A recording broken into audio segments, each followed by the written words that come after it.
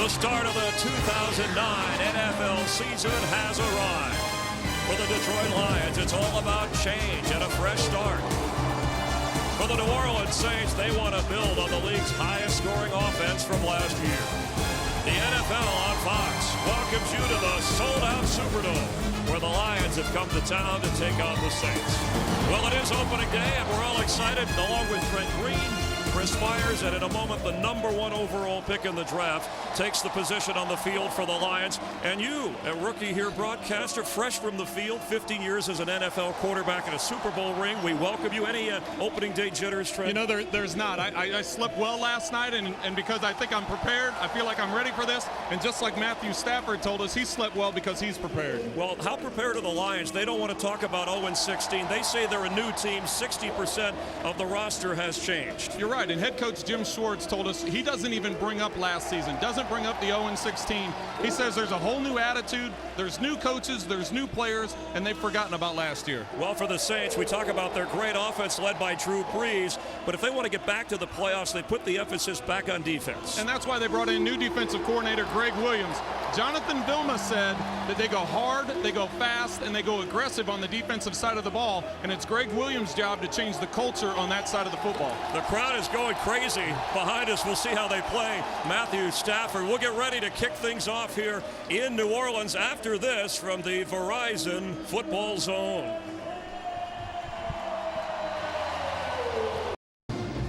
Glad you're with us from the Superdome. The Saints and Lions getting ready to go, and a couple of guys worth watching. They're game changers. Reggie Bush of the Saints, they hope to get him 15 to 20 touches today, Trent. And Reggie Bush told us this is the healthiest he's been, and he attributes that to spending time in New Orleans in the offseason. And, of course, the 6'5 receiver for the Lions, Calvin Johnson. Coming off a great year last year, he doesn't want to just be a good receiver. He wants to be an elite receiver in this league. And now time for the Autotrader.com Ultimate Quarterback Comparison. Well, with Drew Brees on the Saints side of the ball, he's coming off an offensive MVP year last year, and Matthew Stafford being the first overall pick, he's looking to have big success and lead this team to some victories. Autotrader.com, the ultimate automotive marketplace. Well, the rookie seems calm. How's the veteran Drew Brees holding up? He's fired up for opening day. The kickoff straight ahead on Fox.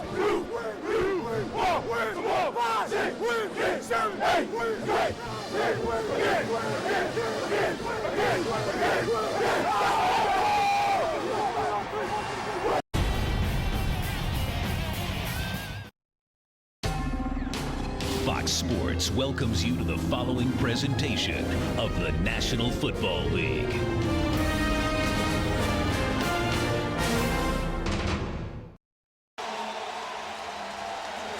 Welcome back to the Louisiana Superdome, where the Saints have won the toss. Jim Schwartz, the 43-year-old head coach, coming over from the Tennessee Titans, where he was defensive coordinator, a Georgetown graduate. A guy who is such a stickler for details. He had his team work on lining up for the national anthem, actually videotaped it, had the film crew analyze it so that the players stood properly. He said it's important to be respectful. Yeah, Julian Peterson touched on that when we were talking last night. He actually had a little smile on his face and said, you know, that's Coach Jim Schwartz. He's very detailed, and when it comes down to every aspect of practice, all the way down to the national anthem, they videotaped the national anthem, and we're able to watch it as a team. Wants him to start out organized, and he hopes his team can at least slow down. He said, you're not going to stop this Saint offense, but we want to slow them down. Calvin Johnson looking for an opportunity from Matthew Stafford. It's one thing to start as a rookie at 21 years old, but to start following a team that went 0-16. So Jason Hanson, who's been bothered a little bit coming off of minor surgery, is good to go, and he'll kick it off the ageless one. Robert Meacham is deep for New Orleans, and Meacham has it from the 5.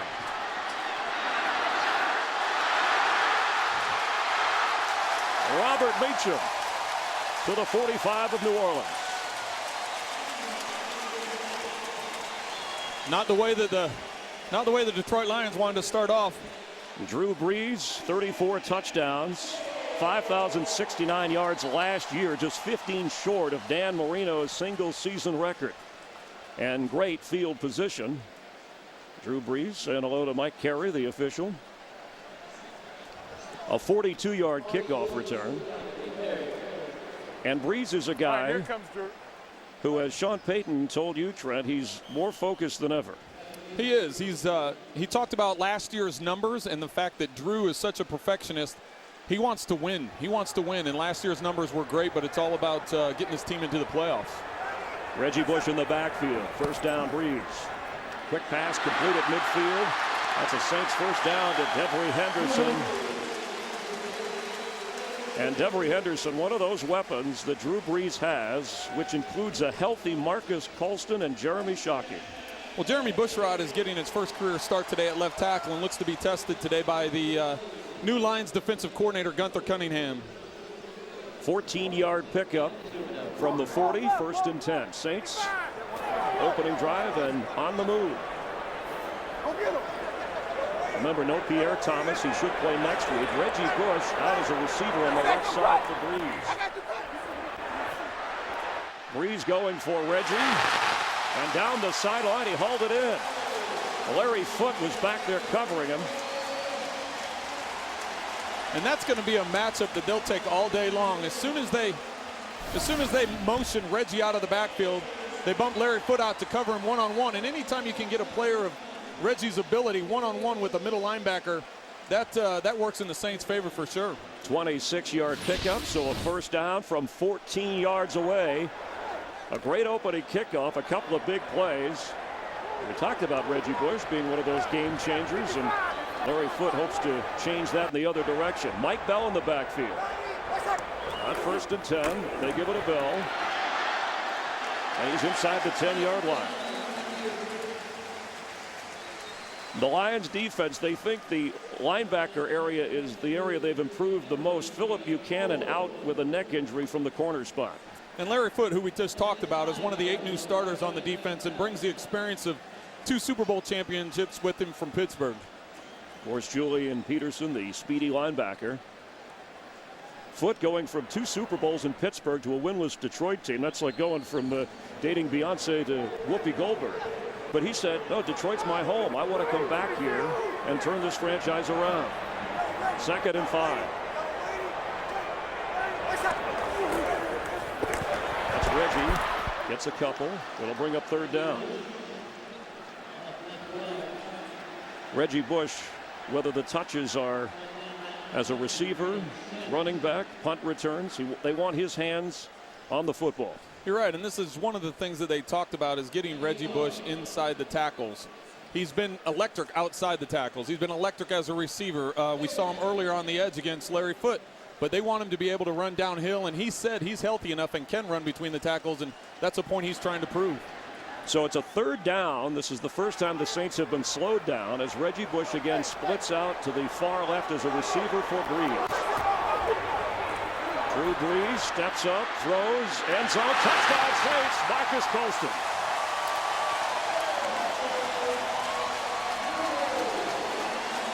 That's a mistake by the Lions secondary. They're able to get Colston in behind the secondary. You can see the safety. The safety had depth, and he couldn't get behind it. Right there, you can see where the safety's lined up. You can see his communication to the other linebackers. Communication to the other linebackers. He never gets back in there. The slot guy thinks he has help behind him, and Colston's able to sneak in there. So on to kick the extra point, 45-year-old John Carney, and it's good. The Saints pick up right where they left off. Unfortunately, so do the Lions. How will the rookie respond in New Orleans? Today's game on Fox is sponsored by Southwest Airlines. Southwest Airlines is ready when you are. Go to southwest.com, grab your bag, it's on. Along with Trent Green, Chris Myers here in New Orleans. And for the Lions, there may be new players, but they're carrying around the load of that 0-16. And after that opening drive by the Saints, that's not easy to shake. You know, and I don't believe that. I know as a player, anytime that coaches or personnel would bring up the fact, hey, we haven't had success in this house, you need to get that changed around.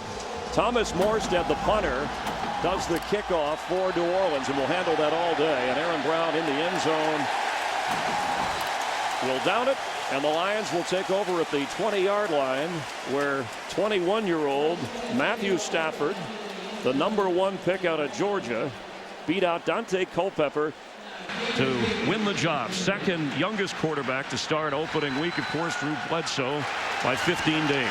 And as he said, he feels like he's prepared. He told us that he watched 5 years of film on Greg Williams as a defensive coordinator to get ready for this game. He was very calm last night when we spoke with him, but he didn't have the Saints players staring him in the face. Kevin Smith in the backfield. Calvin Johnson is on the right side for Stafford. And Smith carries and gets very little.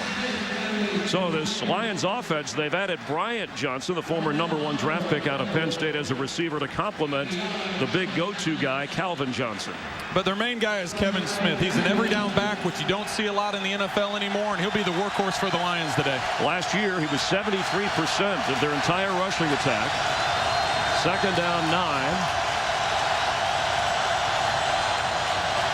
Stafford, quick pass complete to Bryant Johnson. It'll be third at about 5. Tracy Porter made the stop, and that's an area in the secondary. The Saints defense, they shook things up. Of course, Jonathan Vilma in the middle. The new faces that they do have on the Saints defense are in the secondary. And Darren Sharper is the guy they brought in, a 4-time Pro Bowler, guy that they're expecting to bring leadership to that secondary. So an early third down test. Sharper, the veteran, said we want to shake up the rookie, make things difficult for him.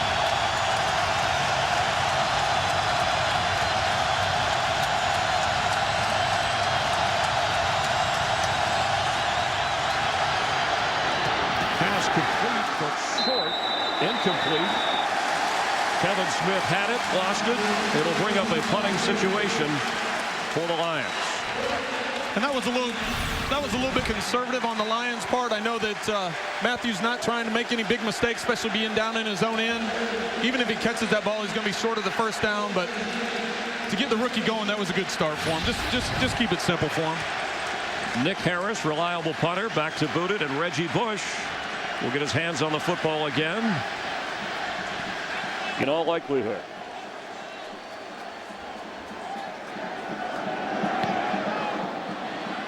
Reggie comes up for this one, and it bounces at the 45 and goes out of bounds around the 47, 48-yard line. Once again, terrific field position for Drew Bledsoe and this high-flying offense of New Orleans. Today's game on Fox is sponsored by Bud Light. With just the right taste that never fills you up, the difference is drinkability. Jim Schwartz, background on defense, brought in Gunther Cunningham as his defensive coordinator, but Drew Brees and the Saints made it look easy. Drew going 3 for 3 on that opening drive. 49 yards passing and a touchdown. Hand off to Mike Bell. Crosses midfield. And that's what they've told us coming into this game, is that Mike Bell was going to be the change of pace runner for him. Pierre Thomas is out of the game because of an injury, and Mike Bell is going to be the guy that pounds it in there to give Reggie a break, or have them both on the field so they can utilize both weapons. Reggie Bush trots off. Drew Brees called Mike Bell the training camp MVP, and Pierre Thomas there watching. Mickey Loomis, the general manager of the Saints, says he'll be back next week. We're counting on it. He was their leading rusher last year. Second down. Brees. Penalty flag. Pass is complete to Colston. He has a first down at the 40-yard line. Anytime as a quarterback you feel that you have somebody jump off sides on the defensive side of the ball, you generally try and take a shot downfield. So I was a little surprised as soon as Drew got that defensive end lean, and I thought he was going to go up top and try and get a big play. Offside. Defense number 99 jumped into the neutral zone. Penalty is declined. The play results in a first down. Dwayne White was the call. And Drew Brees with that 6-yard gain says we'll take that. 1st and 10 Saints just inside the 40.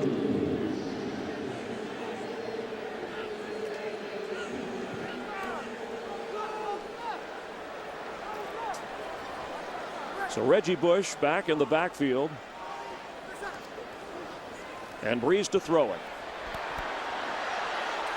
End zone, Meacham, touchdown Saints.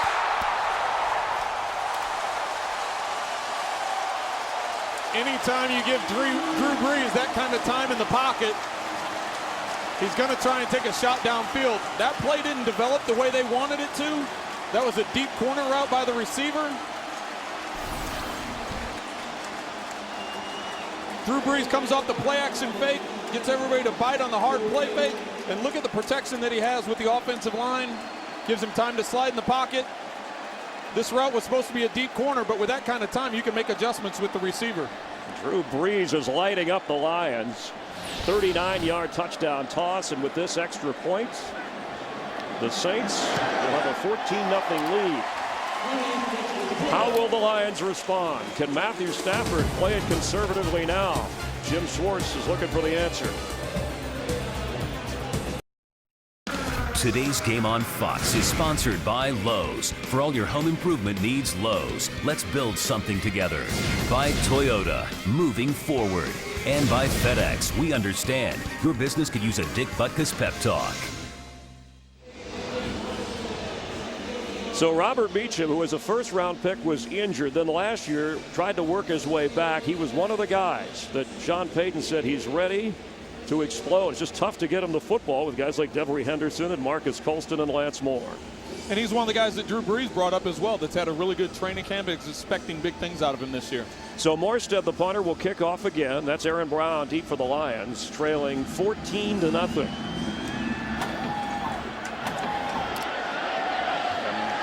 good kickoff, so the Lions will come back out to the 20.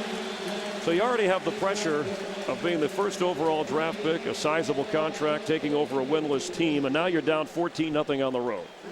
Well, the thing he's got to do is he's got to keep it all in perspective. Yes, he's down 14-0. They've only had 3 plays on offense, so he's got to understand they haven't gotten into a rhythm yet offensively. They need to get a first down. They need to get a couple first downs, get the run game going, utilize that play action pass. But this is exactly what Greg Williams talked about, the Saints defensive coordinator, is getting a lead and playing with the lead.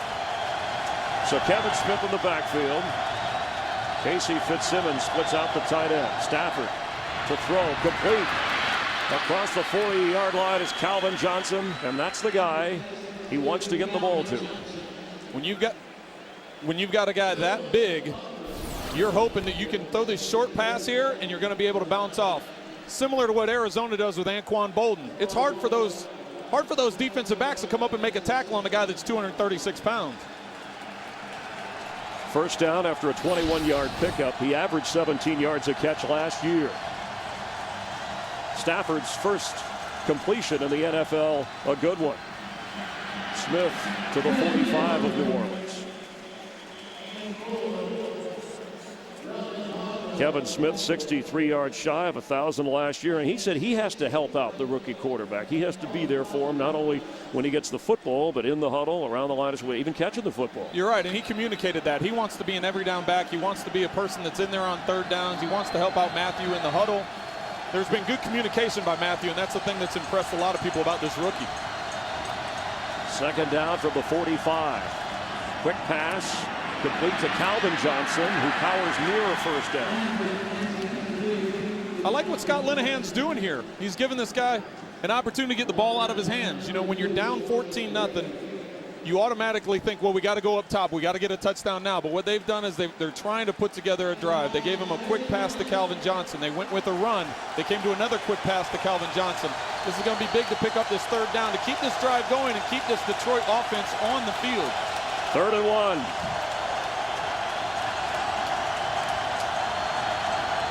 Terrell Smith, the former Saint, make that Jerome Felton.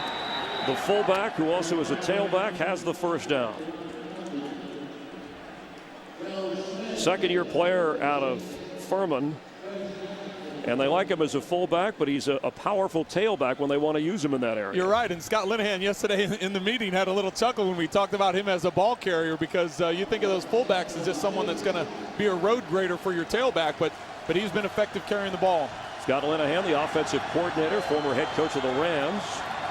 On first down, Stafford to throw. Pass to Kevin Smith.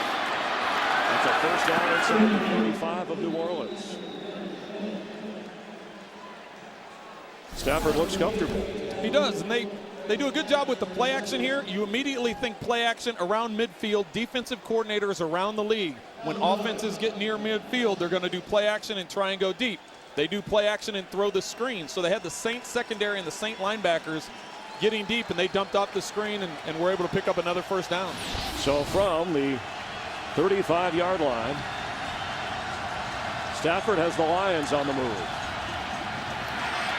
He's going deep for Calvin Johnson and way over his head. A little more pressure that time from the Saints rush. Quite a bit more pressure, and as you can see, Greg Williams decided to bring pressure on that. They came with a similar type of play action fake that they did on the screen. This time, with the pressure coming up, Stafford didn't have time to stand in the pocket and make the read and get that one on. He just threw it over the top of Johnson's head. Second down and 10. And Aaron Brown has checked into the backfield.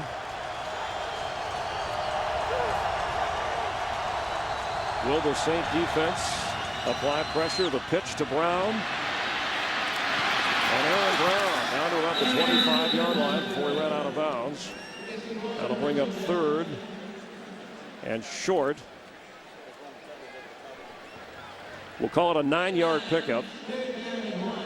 And from at the 25, an important third and short once again. Last time in the drive, they went to Jerome Felton. Crowd picking up. Smith in the backfield.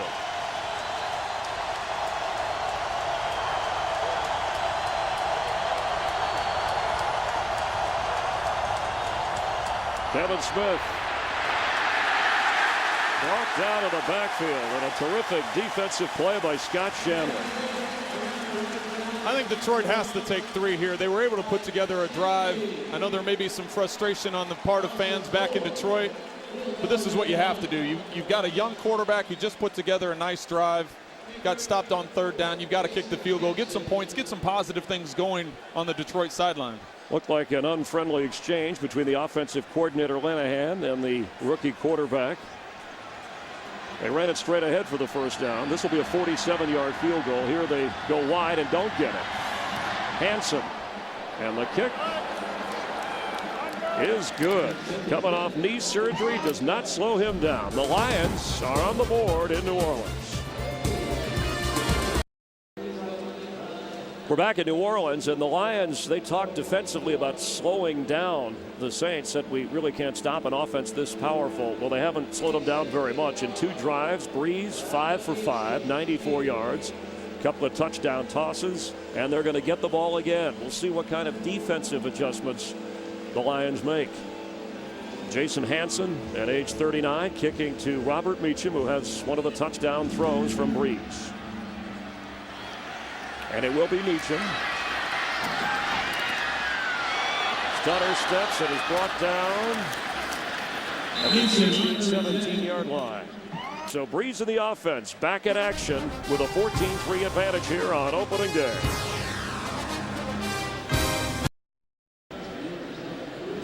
Lions get on the board. Matthew Stafford, his offensive coordinator Scott Linehan, with his backup quarterbacks Dante Culpepper and Drew Stanton.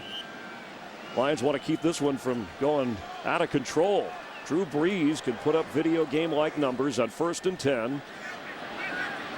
Reggie Bush in the backfield. And Reggie Bush has it. Doesn't get much. Let's check on another quarterback making his debut in purple. Kurt Menefee has the latest from Los Angeles.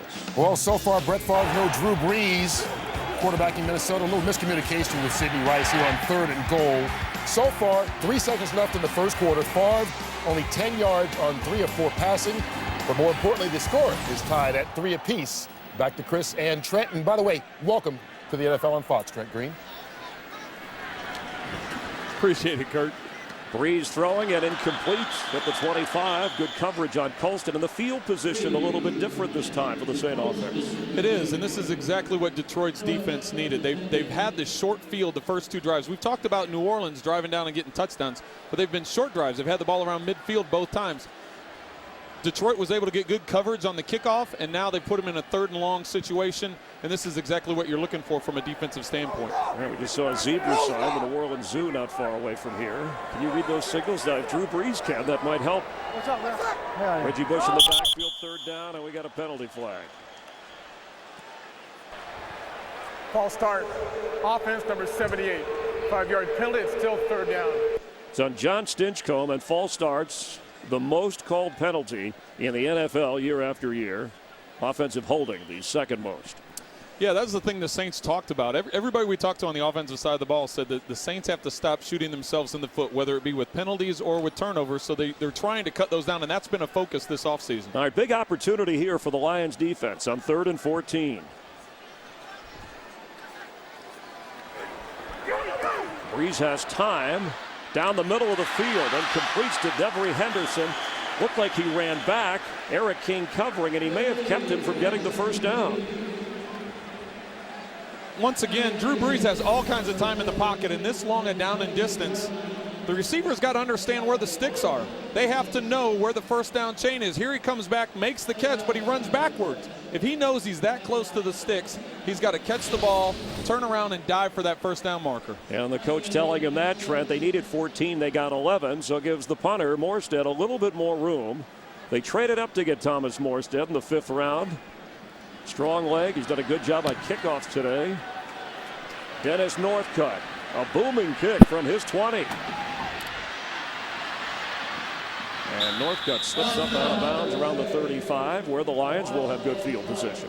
It'll be their best field position they've had today. And so let's see where they build on the momentum from that last drive. Matthew Stafford got into a little bit of a rhythm. The offense got into a little bit of a rhythm with the running game. They were able to go down and get some points on the board, and now their defense came up with a stop for the first time today. So let's see if that momentum carries over for this offensive unit. So after an initial 3 and out, Matthew Stafford settled in.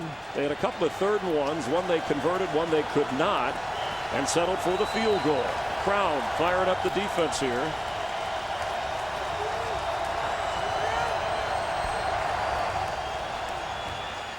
Kevin Smith. And again, brought down hard by Scott Shanley. And that's the thing they've talked about with this Saints defense. They want to be aggressive. They want to run fast. They want to stretch the field and put people sideline to sideline to where they can come up and make plays. Jonathan Vilma in the middle of that linebacking core, a guy who didn't miss a snap all of last year. Talked about it's less X's and O's. You mean you do that, but you want to play with a lot of passion and emotion. That's the kind of defense they want this year. 2nd down, 9.5 for Stafford.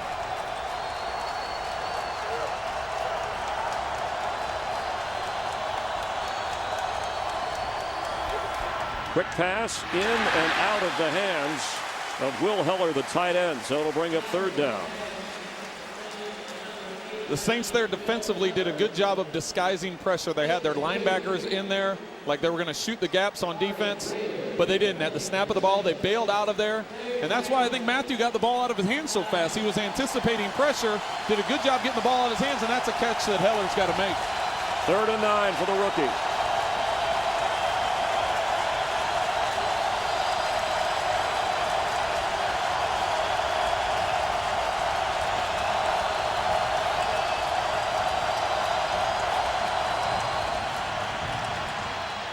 Stafford way over the head of Calvin Johnson. He is now 4 of 8 and 1 of 4 on 3rd down. The Saints did a good job of bringing pressure off the backside slot. I'm not sure if that's what took Matthew to that side of the field or not, but they brought 2 nickel backs, extra defensive backs off the weak side slot, and he went strong side to Calvin, and I don't know if that was a little bit of excitement, but he didn't give much of a chance to catch that ball. A major overthrow, even at 6'5". Calvin can't reach that one, so Nick Harris ready to boot it to Reggie Bush. Reggie will have a chance from inside his own 15. He tries to put a move on and is brought down at the 10. Excellent special teams coverage by the Lions, and Yamon Figures, a return man himself, making the play. Yamon Figures did a great job. He had just himself and 2 blockers for Reggie Bush, and Reggie danced around a little bit too much. He didn't know how to set up his blockers for him, and by cutting one way and making the block, Yamon was able to get his feet in there and be able to slow him down so the other guys could rally and make the tackle. So the first 2 times they touched the football, the Saint offense marched right in, stalled the last time when field position didn't favor them. What do you expect here? Well, once again, you've got field position down inside the 15-yard line, so this is not a spot you want to be if you're a New Orleans Saint, but Mike Bell will get the carry. The problem they had on the last series is they had some negative plays. They had the offsides, the illegal procedure that bumped them back to 3rd and long, and so they've got to stay away from those and be able to get this out into the field goal or field position that they want to have success with. Meacham comes into the game. Tight end David Thomas on a 2nd down and about 5 for the Saints from their own 17-yard line.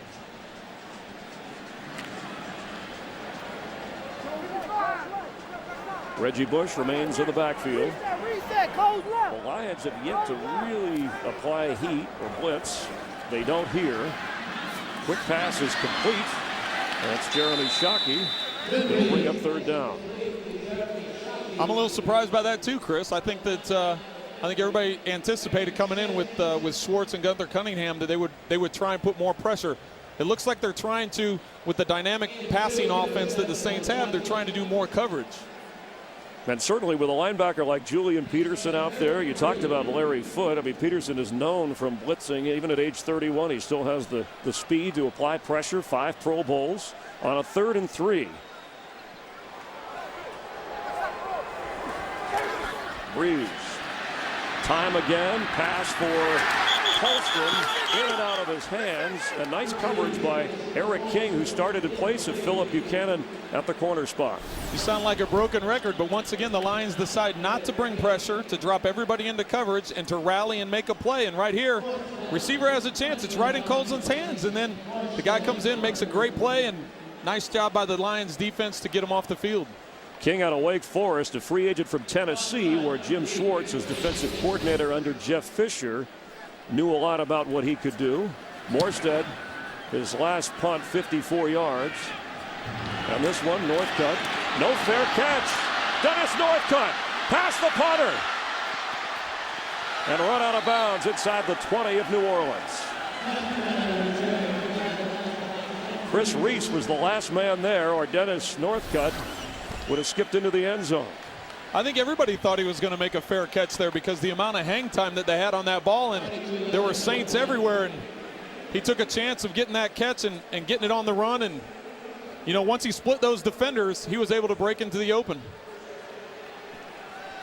10-year veteran with Jacksonville last year.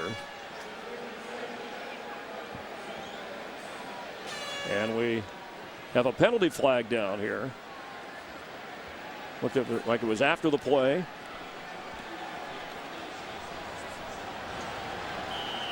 Ineligible man downfield, and that is declined. So great field position here with 1:11 remaining in the opening quarter. Kevin Smith in the backfield for Stafford. He's going to throw it quickly inside the 10-yard line to Smith. It'll bring up 2nd down. You almost think with this field position and the way this game has been going that with this opportunity they've got to come away with a touchdown. And I thought that showed great poise on Matthew Stafford's part on that play there. They did a play action. They did a hard play action fake trying to get one-on-one in the end zone against these DBs. But instead of forcing it, he took the check down to put the Lions into a manageable 2nd down. Kevin Smith in the backfield on 2nd and 7. Smith gets it. You'll get nothing like it.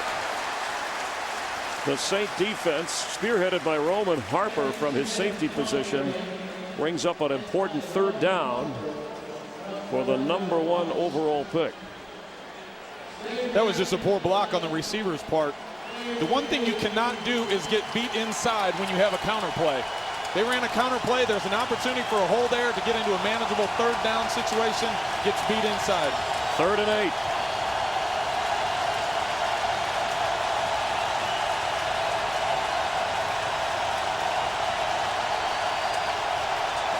And he is going to let the clock run down and end the 1st quarter. So at the end of the opening quarter here on the NFL's kickoff weekend, Fox NFL Sunday continues. The Saints lead the Lions 14-3, but Stafford is on the move. 3rd and 8 from the 11, trailing 14-3 for the 21-year-old rookie Matthew Stafford.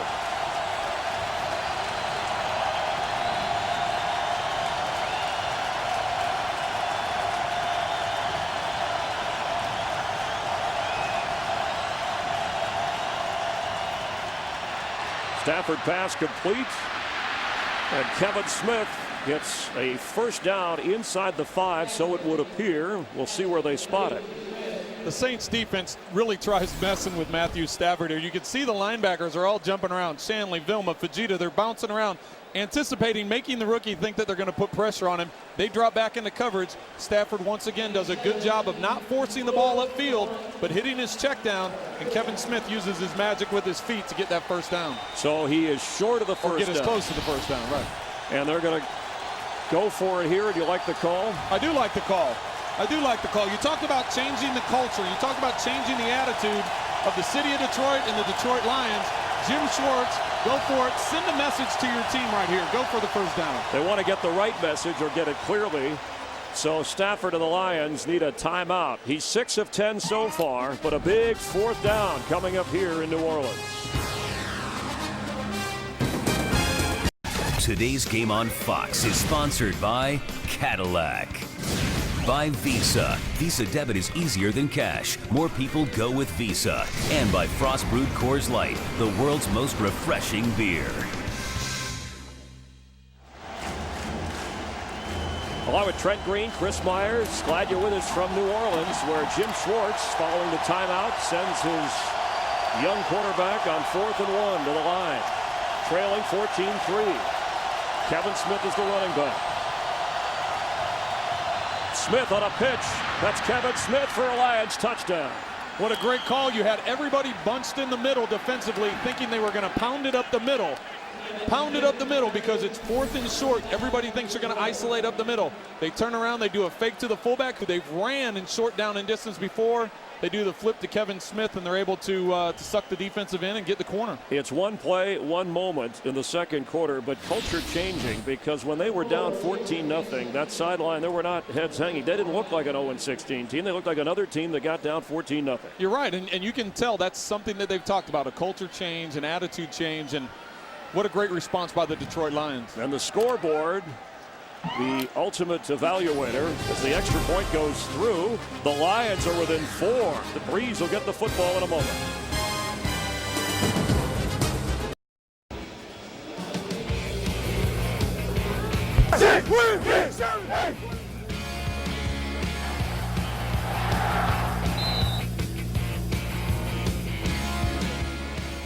Saints crowd somewhat stunned after Dennis Northcutt had the 43-yard punt return. It helped set up on a 4th down run Kevin Smith. And so the Lions within 4. The crowd noisy after those first 2 opening drives for touchdowns for the Saints. They're pensive right now as the Lions kick off to Robert Beacham. Jason Hanson. 14:06 to go in the second quarter. It'll be Meacham from the goal line.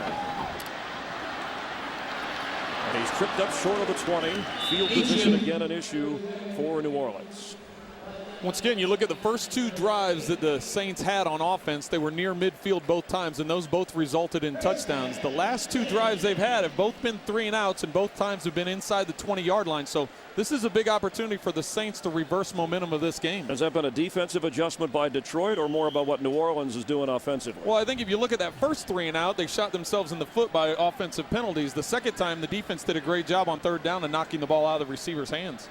So a 1st and 10 with Reggie Bush in the backfield. Now he splits off to the left side for Breeze. Quick pass to Heath Evans. The fullback gets near a first down. Let's get an update on some other activity with Kurt Menefee. Kurt? Well, Chris, you know it's a Brett Favre update. His first touchdown drive as a Viking. This hooked up with Adrian Peterson. Set up an Adrian Peterson 1-yard touchdown run. Favre 5 of 6 so far in this game. And Minnesota has a 10-3 lead in the second quarter at Cleveland. Chris and Trent. All right, thank you, Kurt and Trent. Glad to be working with you and Bill Richards there, keeping an eye on all the activity throughout the day around the league. Glad you're with us on 2nd and short. Hand off to Bell. Near a first down.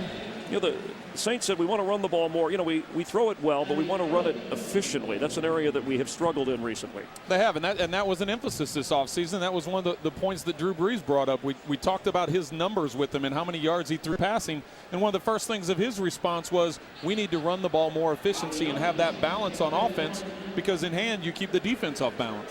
So we have a 3rd and short here.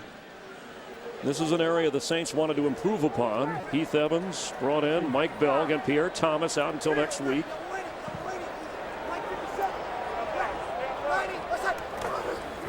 And the handoff, knifing through is Bell for a first down. And just like we talked about with Detroit, after having a couple of 3 and outs, getting that first down gives them some breathing room, gets them out of their part of the end zone, down there and trapped inside their own 20. It gives them some breathing room. So try and get the Saints offense moving. Pierre Thomas, 3rd year out of Illinois, one of those great free agent moves for this organization. A sprained MCL, but inactive today. Should be fine the rest of the season. And Mike Bell, who his first year in Denver ran for over 600 yards, productive in the preseason, and the Lions jump.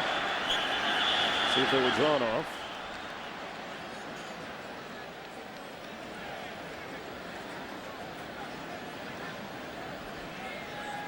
An important series for the Saint offense, even if they just get a few first downs and slow things down, the momentum for Stafford and Detroit.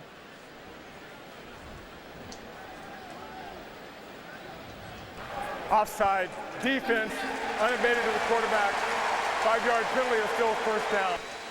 That's the second time that Drew Brees has used his hard count, was able to get the Detroit Lions off sides. The one time they got their own guys down in their own end of the field, but they've been able to get Detroit a couple times, trying to slow up those edge rushers and keep the pressure off in the passing game. It was Landon Cohen who jumped. Let's see if we can hear the count. Listen to Drew Brees and see if the Lions can eavesdrop as well.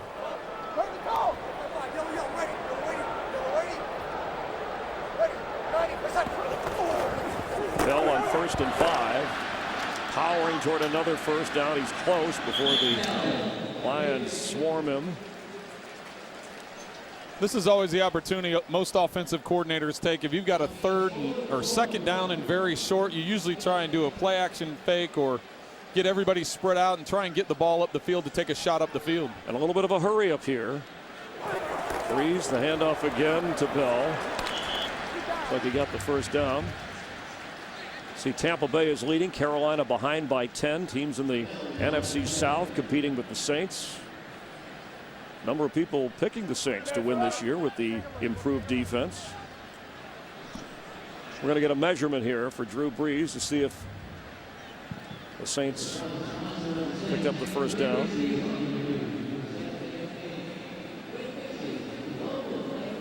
Drew Brees is a very intense guy, even when you sit and talk to him. Everybody we talked with, and then Drew himself, you talk about his intensity and his preparation as they get the first down, but we're talking about Drew's intensity and his preparation.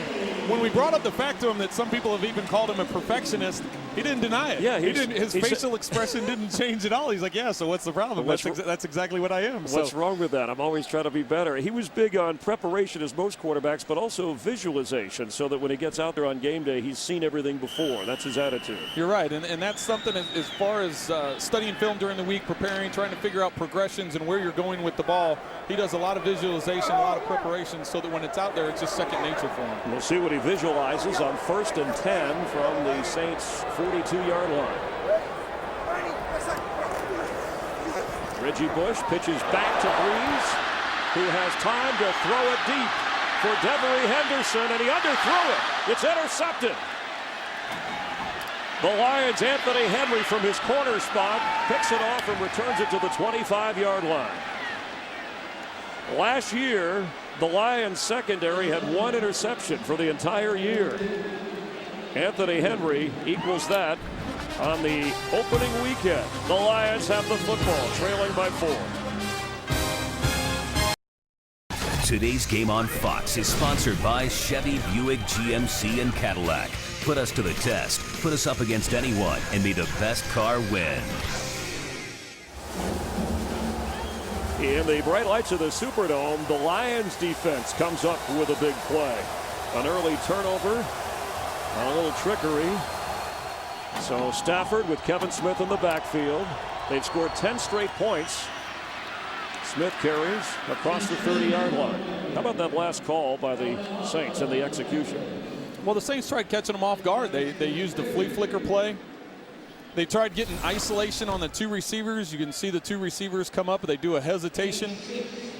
Come up here, does a little hesitation. They get the safeties to bite. What Drew does is when he steps up in the pocket, he's trying to go to the deep angle corner route to the left, and he comes back to the middle too late, and that's why the ball hung up in the air. The interception on 2nd down 4. Saints bring pressure. Stafford gets rid of it, and incomplete. Hurried his throw. Calvin Johnson had a step. Calvin Johnson definitely had a step on that. What made Matthew throw the ball the way he did was the pressure that the Saints were able to apply. He threw that ball earlier than he wanted to throw, and also because of the pressure, he had to throw it flatter than he wanted to throw. Instead of putting some air underneath it and letting Johnson go get it, he had to throw it flatter and just couldn't get into it. So they've tried to get him the ball 4 times. Twice he's come up with it. He might be the go-to guy on 3rd and 4.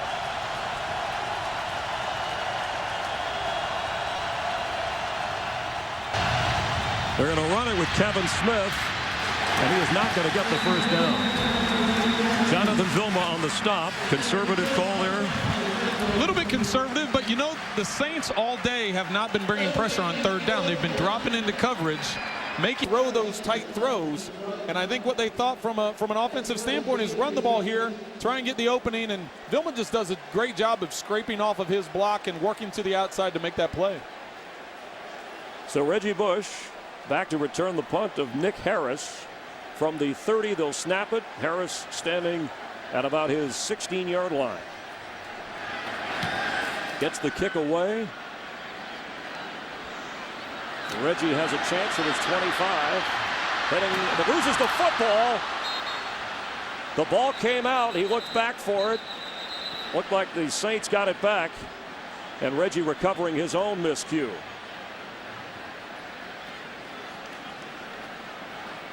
Let's wait for the official call.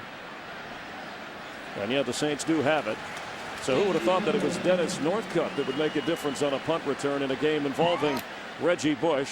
But the good news for the Saints is they have the lead and they have the football.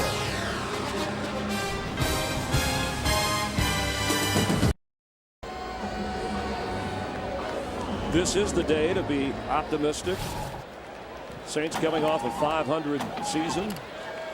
You would think facing a young Lions team, but the Lions actually age-wise, at least on their roster, in the top 5 oldest teams in the NFL.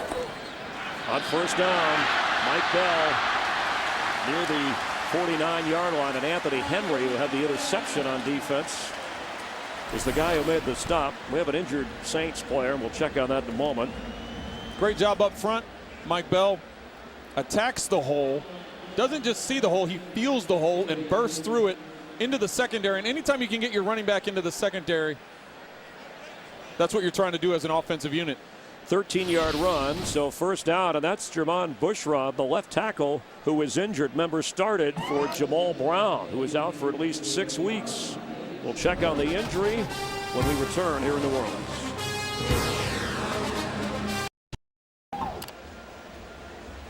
Jermon Bushrod, his first NFL start at the left tackle position, being helped off the field after the 1st down run. And this is a scary thing for offensive linemen. You see it happen over and over again where people fall into the back of them. Unfortunately, he's gotten field. 1st down, good field position. Saints leading 14-10. Quick pass off the hands of Delmas. Colston had it, then the rookie safety, Louis Delmas, nicknamed the Missile. Had he been able to hang on, he would have taken off. That's the classic case of trying to run before you catch the ball. He turns his head to find where the defender is and doesn't concentrate on the ball going through his hands. We've seen a few slippery fingers in this game today for Colston, so it brings up 2nd and 10. 2nd round draft pick, Delmas, one of the big play defenders that the Lions are counting on this year. Hand off to Bell. He's got some room and another 1st down. Slips down right at the marker, and Delmas makes sure he doesn't get more. And Bell is leaning over in pain. That's the second time today the Saints have used that play. Drew comes back, takes a couple steps, one step, does a fake quick throw to Reggie, gets the defense flowing, and then hands the draw off. They've had success both times they've run that play. So from the 42 of the Lions, Reggie Bush is back in after the 9-yard pickup, and it's a 3rd and 1. Breeze rolls out, has time, wide open, complete to Devery Henderson for another New Orleans first down.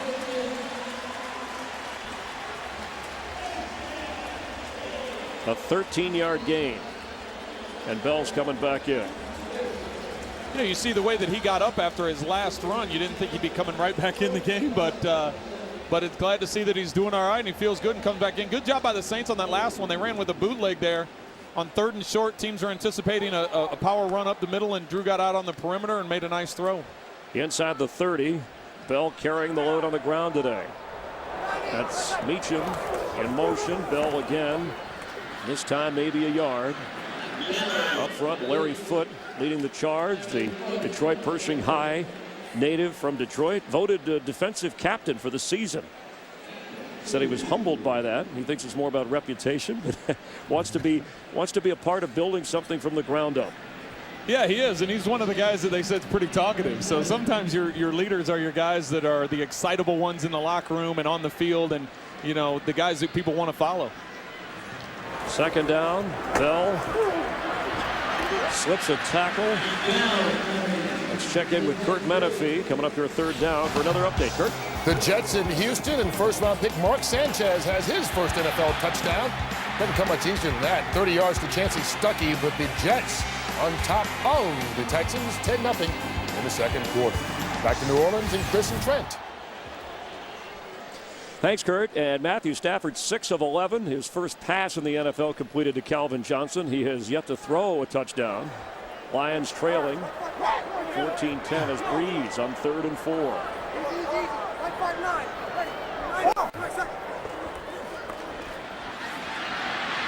Pass is complete to Jeremy Shockey at the 10. It'll be 1st and goal for the Saints. Once again, I know we keep talking about this, but great pass protection for Drew Brees. It gives Jeremy a chance to get up there and work that zone. He finds a hole in between the linebackers and in front of the safety, and Drew steps up in the pocket and puts it right on his chest. He had the sports hernia last year, still had 50 catches, missed a lot of time, and that's why Drew Brees and Sean Payton are excited. Having a healthy Jeremy Shockey and Marcus Colston, who had the injured thumb last year, they still scored more points in the NFL than anybody else. So from the 10, Brees, quick pass to Reggie Bush. Reggie powering down to the 2-3-yard line. You can hear the response of the Saint fans. They went crazy when they see Reggie lower his shoulder and knock somebody back for a couple yards. And I know Reggie feels good about that as well, because he has the reputation of being someone that dances around. Right here, there's no dancing. He just runs through him.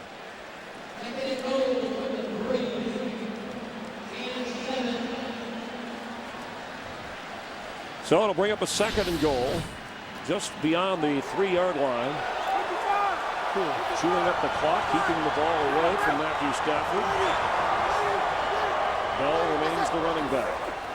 Bell has it. Fighting hard. Louis Delmas made sure he didn't reach the end zone. It'll be a 3rd down situation. Is this 4-down territory for Breeze and the Saints? No, I don't think it is, because if you kick the field goal, you're going to be up by a touchdown. They'll put you up by 7 points. So I know there may be some response from the fans if they don't decide to go for it on 4th down, but let's see what 3rd down turns out right here. I do know that they ran the ball last down, and the Saints have told us all along that we want to work on a run game, and we've got to be more effective in the run game. So the fullback, Keith Evans, is in. Looks like we're going to get a timeout here. Timeout. Detroit, their 2nd. A 30-second timeout. Lions have 1 remaining. We have 3:49 to go in the first half. Reggie Bush, 5 touches so far. Couple of runs, couple of catches, and a punt return. Jim Schwartz defense keeping him in check. Starting tomorrow, make lunchtime your new primetime. FoxSports.com. Lunch with benefits. Log on and check out original sports shows delivered to your desktop Monday through Friday, 1 Eastern, 10 Pacific. Jake Laser chats with some of the big stars of today.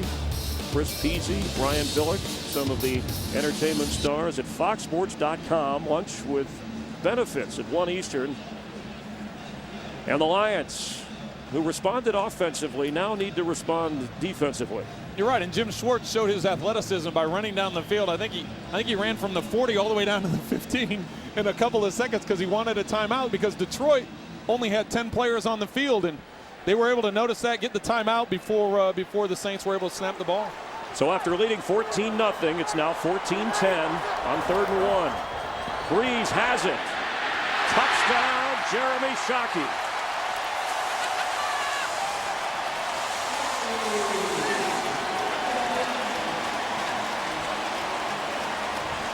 Saw Delmas knock the ball away from Shockey afterwards, and a flag come out.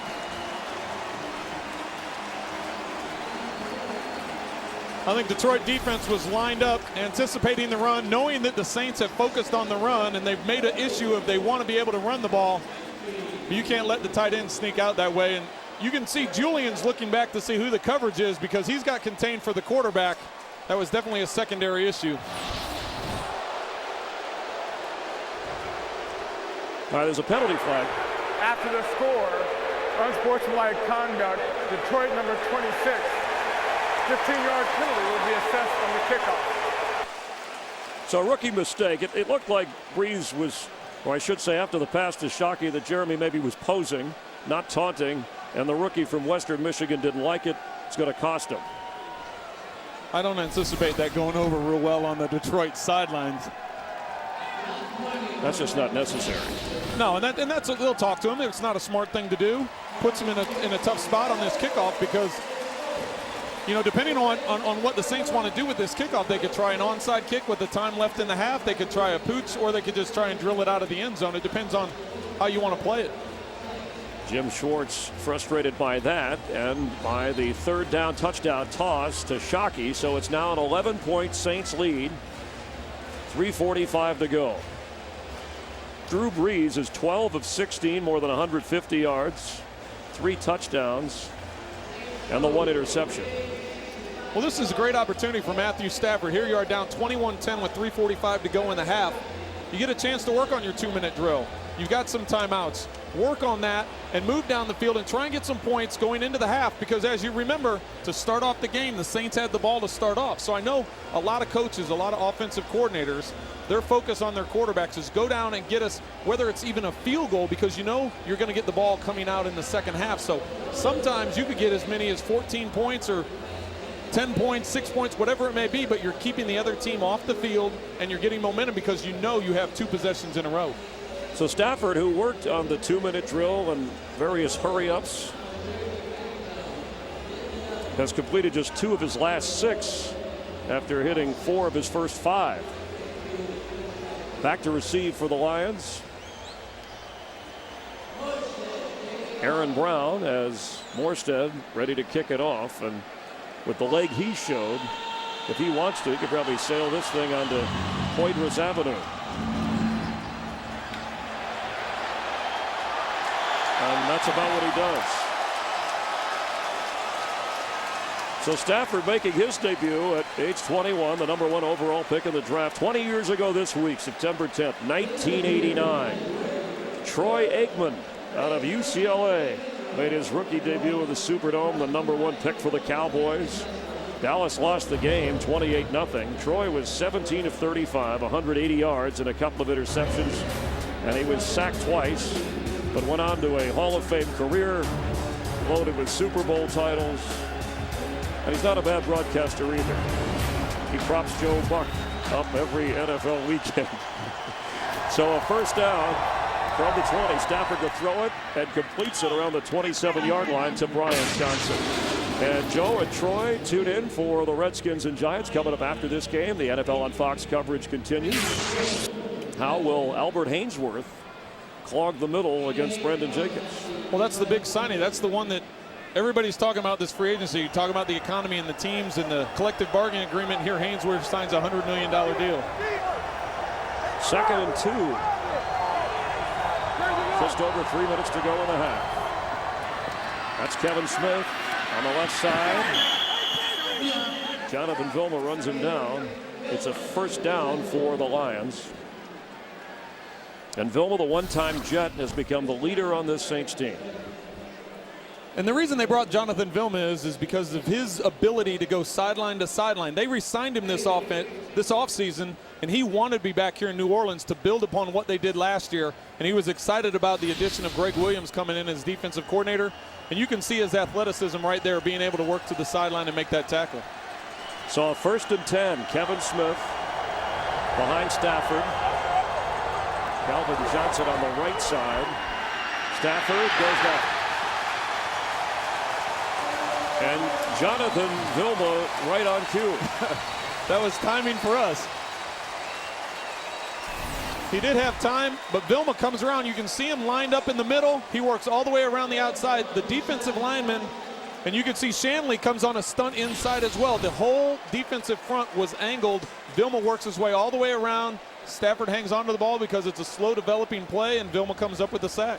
So with field position a battle here, the Saints use a timeout. They have 2 remaining. Detroit has 1. That's the first sack of the game. All the passes we've had, first time the quarterback has gone down. Yeah, and most of the throws they've made for Matthew have been quick ones, one where he's gotten the ball out of his hands, and the few occasions that he's had to hang on to the ball and try and make throws up the field, he's had the protection. Once again, on that play there, they had 2 linebackers blitzing. They had Shanley coming off the edge, coming inside, and Vilma just worked his way all the way around. When you do that type of a blitz, you've got to be able to get the ball out of your hands because that's a long developing and slow developing type blitz. Have they done anything to take Calvin Johnson out of the picture for Matthew Stafford? Most of the time today, they've been playing with a safety over the top. They try and bang him off the line. They try and funnel him either to the boundary or funnel him inside to where the coverage may be. But most of the time today, they've been rolling a safety over the top because you don't want to give up that big play. So 2nd and 17. This is maybe where the Saints bring the heat on the rookie.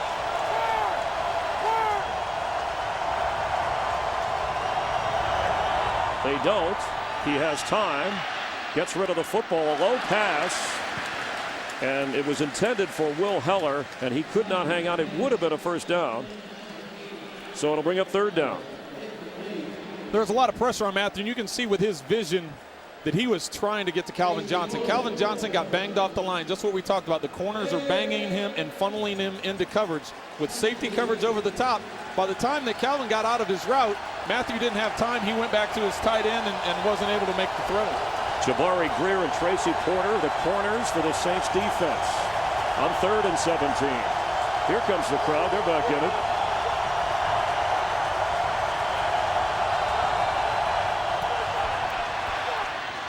Stafford almost intercepted.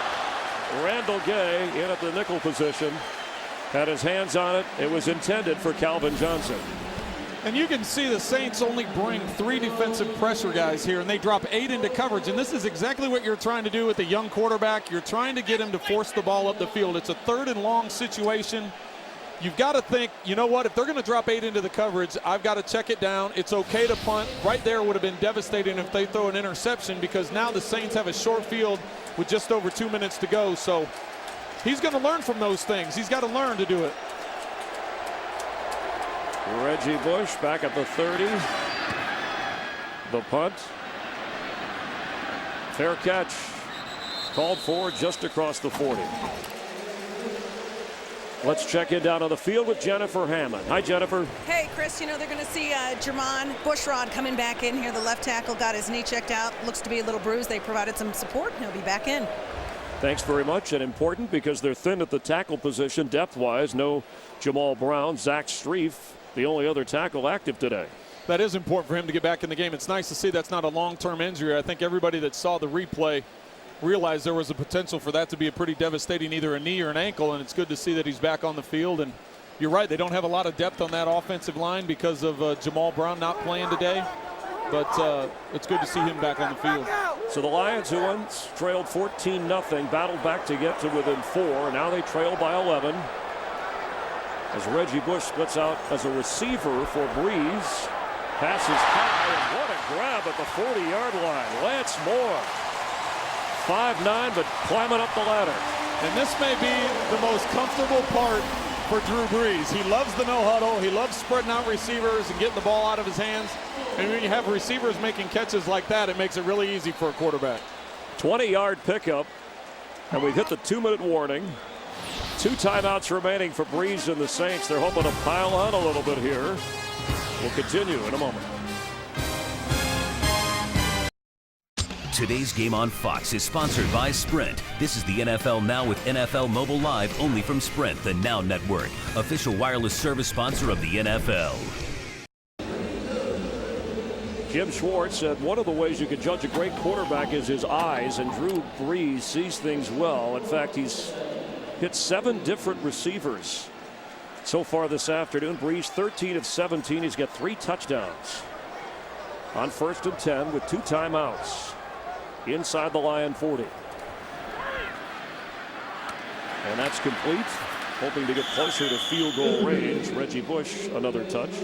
Detroit does a good job of keeping him in bounds. Reggie's trying to get to the sidelines. They saddle him up and don't let him get to the boundary and let that clock tick away.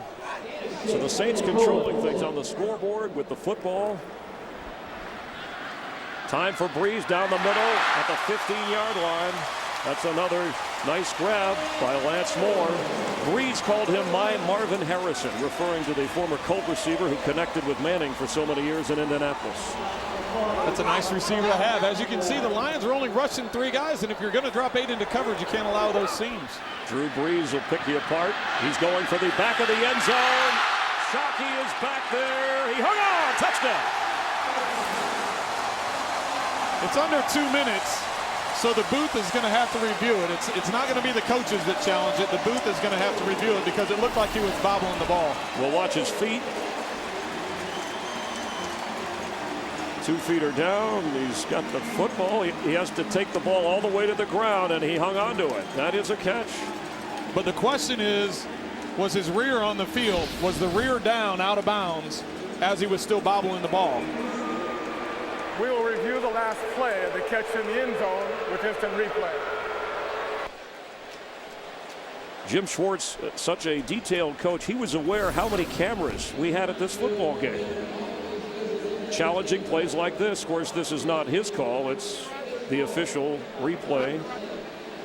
It's no challenge whether his feet are in bounds. It's whether or not his backside was on the ground while he was still bobbling the ball. And Mike Pereira says you don't have to have a football move. It's the element of time. The officials will review this in real time as well as slow motion as long as he has the ball with it held. It could be one hand in his arm while those feet are down, and it would appear to be the case. I tend to think that that last bobble, you can see him re-clutch. You can see him re-clutch as the defensive player goes by him. So in real speed here. But whether or not you're able to overturn it, because it's got to be conclusive to overturn it. So live action like it happened. The official standing right there, and Jeremy Shockey is helping him out. But where that bobble comes is at the end of the throw when the Detroit defender goes over the top of him. It's on the other side from where the official is. So if they think he had that one last bobble in there while he was sitting on the ground, it could very easily be overturned. It depends if it's conclusive or not. And that's what Jim Schwartz was talking about was, you know, when you're at a game where you have so many more cameras, it helps you on a replay if it were up to him to challenge. Coming up, the Visa halftime report. Kurt, Terry, Howie, Michael, Jimmy, they'll have the scores, the highlights from around the league. You got Brett Favre playing today, Mark Sanchez, another rookie quarterback, Matthew Stafford. Up to date on all the highlights, action, fantasy results. The ticker gives you scores to the moment. Yeah, and Terry Bradshaw, one of those #1 draft picks who started from day one, hoping with a loss. Well, you know, I think Matthew Stafford has handled himself very well in this game up to this point. You know, they started off, they're down 14 points. He maintains his poise, doesn't try forcing things, and does a good job. Yeah. Hopes to improve his quarterback rating. I think Terry Bradshaw's quarterback rating that first game, actually the ratings he brings for the pregame show on the NFL on Fox are much higher. I'll put it that way. How's that? That was a very political way to say it, because if you had actually mentioned his quarterback rating on air, he may have had a call for you. Well, let's see. As Shockey and Schwartz are waiting, took a little longer than probably Mike Carey would have guessed for the reasons we discussed. After review, the receiver had control with 2 feet down in the end zone for a score. So the folks in New Orleans agree with that. And Jeremy Shockey, who didn't reach the end zone all of last year. We said he had 50 catches, bothered by that sports hernia. 2 touchdown catches today, just another go-to guy for Breeze. Well, I got a kick out of the fact he's nodding his head and laughing like, oh, yeah, I knew it. He missed practice on Friday, and they said, was it a knee injury? And he just kind of smiled and said, I don't really talk about injuries. I'm not going to tell people where I'm hurting. Well, he's hurting the Lions right now. 4 catches for 31 yards. And with the extra point, the gap has gotten wider now. It's an 18-point difference. The Lions were down 14-0. Got back to within 4. Just like I mentioned a couple minutes ago, the Lions are going to have an opportunity here. They have 1:10 left. They have 1 timeout left. Go down, get some points. Halftime comes, go in, regroup, make some changes. You come back out, you have the ball first on offense. Yeah, this is negative. You don't want the Saints to go down and score the way they did, but you can try and get some momentum back going into halftime knowing you have the ball coming out in the second half. Fox's football coverage doesn't end when the games are over. You stick around. Kurt, Terry, Howie, Michael, Jimmy, exclusive interviews, extended highlights to look ahead to next week. America's #1 postgame show, the OT, presented by Lowe's, coming up right after the late games, only on Fox. So after Giants-Redskins, for those of you enjoying the Saints and Lions here. 1:10 to go. 1 timeout for the Lions. Stafford, the last time he played in the Louisiana Superdome was the Sugar Bowl when his Georgia Bulldogs beat up Hawaii. He'll be throwing a lot if the Lions are to come back here. That's Aaron Brown. And it was a punt return that ignited the Lions the last time, so maybe this kickoff return beyond the 35-yard line can give Stafford a running chance. And that's a good opportunity right here. You look at the ball is past the 35-yard line. You want to get somewhere in the neighborhood of 25, 30 yards to have an opportunity to kick a field goal. You have just over a minute with 1 timeout to go. Matthew Stafford's going to need some of that Sugar Bowl magic to get things going here on this drive before the half. We have an injured player, Lee Torrance, backup corner for the Saints. Usama Young did not play with the shoulder injury. He, when healthy, is pushing Darren Sharper for a starting safety spot. The Saints hope that Usama Young will be back next week. Take a look and see what happened here.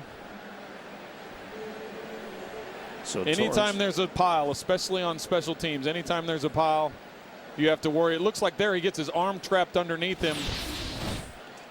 His shoulder or his elbow, one of the two. What's impressed you in watching Matthew Stafford, aside from talking to him? I think the thing that you've seen this first half is his composure.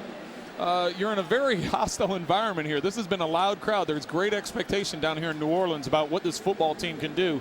He starts down 14 points. He maintains that poise, was able to put some drives together, hasn't had a turnover, hasn't forced things. He's gotten the ball out of his hands. They've only sacked him 1 time today. So it's been good to see. The one time he did force it was on that 3rd and long he just had the last series. But everything else he's been able to maintain some poise and composure with. But trailing by 18. 1 timeout remaining. All right, thank you for that. How long can you afford to be patient? Well, I don't think you want to throw a turnover here, throw a pick here, and all of a sudden the Saints get more points going into the half. So you still want to be able to move the ball and get yourself in a position to score, but you also don't want to be foolish because you've got a quick turnaround going the other way. So just over a minute to go. From the shotgun, Stafford, 3 of his last 9. Passes behind Calvin Johnson. So that'll bring up 2nd and 10. And that's really the first time I've seen him jittery all day.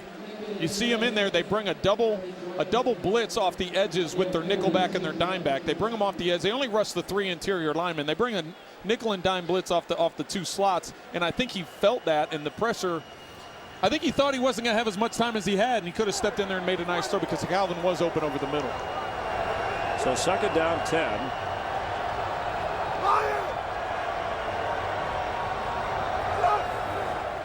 Stafford pass to Kevin Smith, but that's not going to get much. Clock running across the 40, and then he goes out of bounds. They'll bring up a 3rd down. Browns leading the Vikings in Favre at the half by 3. Carolina losing big.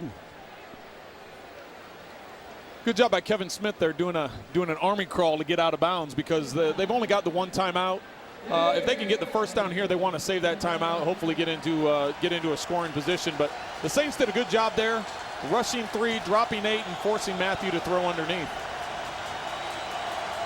Aaron Brown is in on what looks to be a passing situation for Matthew Stafford. Batted down at the line of scrimmage. It'll bring up a punting situation. The Saints still have time and timeouts.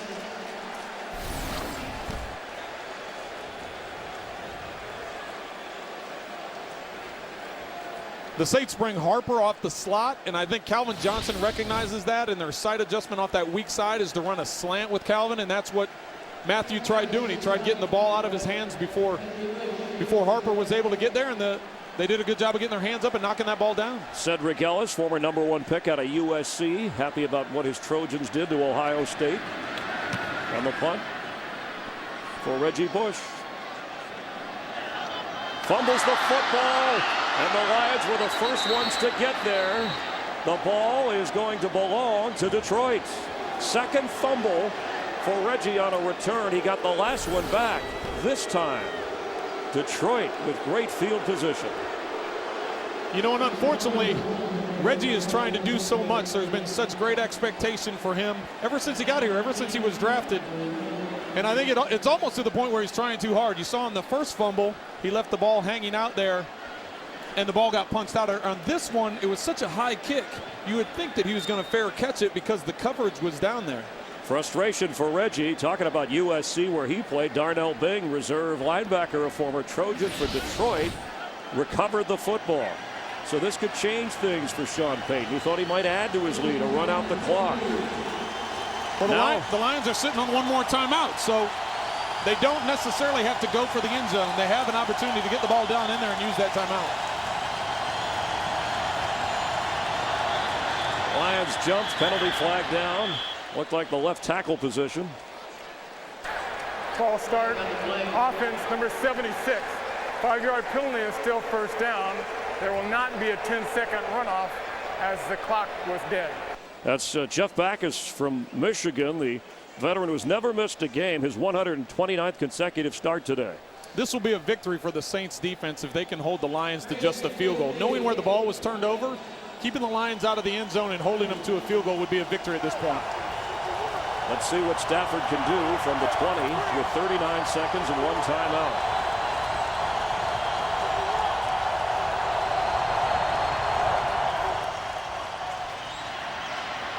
Intercepted.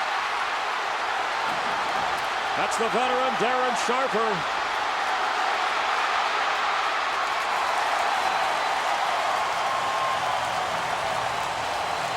The NFL's leading active interceptor, career number 55. And a penalty flag goes down. And that's the thing we've said about Matthew Stafford all day. He's done a good job of not forcing the ball, not trying to put the ball up there. Right there, he's got Calvin Johnson running up the seam, and he tries squeezing it in there, and there's just no reason for it at this point in time. On a first down play, a 51-yard interception return before the penalty. A major miscue. Unsportsmanlike conduct on Detroit. A non-player ran into an official, interfering with his ability to officiate. 15-yard penalty from the end of the play. First down. Even Mike Carey rattled by that call. So is that a coach or somebody from the... They said it was a player on the Detroit sideline. So my guess is after the interception, the officials are working that sideline, and if someone is too far out into the white, that's where you get tripped. And they tell the guys all the time. Every team has their get-back coaches. And well, the description was a non-player, so you don't know if it was one of the staff, obviously. Okay. But either way, the penalty gives the Saints, puts them back where Sean Payton thought they would be, adding to their lead. They're at the 30. And they've got one timeout. And Reggie Bush is in the backfield. 27 seconds to go in the first half. It's quite an adventure here. Breeze for the end zone. In between a couple of defenders, he had Devery Henderson. It was well covered by Marcon Manuel and Louis Delmas, the safety. you don't mind taking a shot in that situation. First down, come with a hard play fake, take a shot down the middle. You'd like to see Drew get the ball up a little bit quicker so that those secondary guys don't have a chance to break on it. So second down with 22 seconds to go. John Carney at age 45, the field goal kicker. Not as much leg, admittedly, as he used to have. So the Saints would like to move this a little bit closer. Breeze for Lance Moore, out of bounds. Third down. Penalty flag is down. Personal foul, roughing the passer, defense number 98. 15-yard penalty, automatic. First down. Landon Cohen called for the penalty. They're cracking down on anything forearm, towards the helmet, towards the head. And they're taking quarterbacks and protecting them as much as possible. Is that a good call? If you were out there, would you like that call? Of course you would. Well, because he could have avoided it. There was no reason for him. He wasn't going to get a hit on the quarterback. He just had his hand up in the air to try and block the pass and just drop your hand. Instead, he tried swiping across the side of Drew's helmet, and that just doesn't make any sense. So the team that scored more points than anybody else in the NFL from the 15-yard line with 16 seconds, picking up where they left off last year. Breeze thinking end zone. And almost intercepted.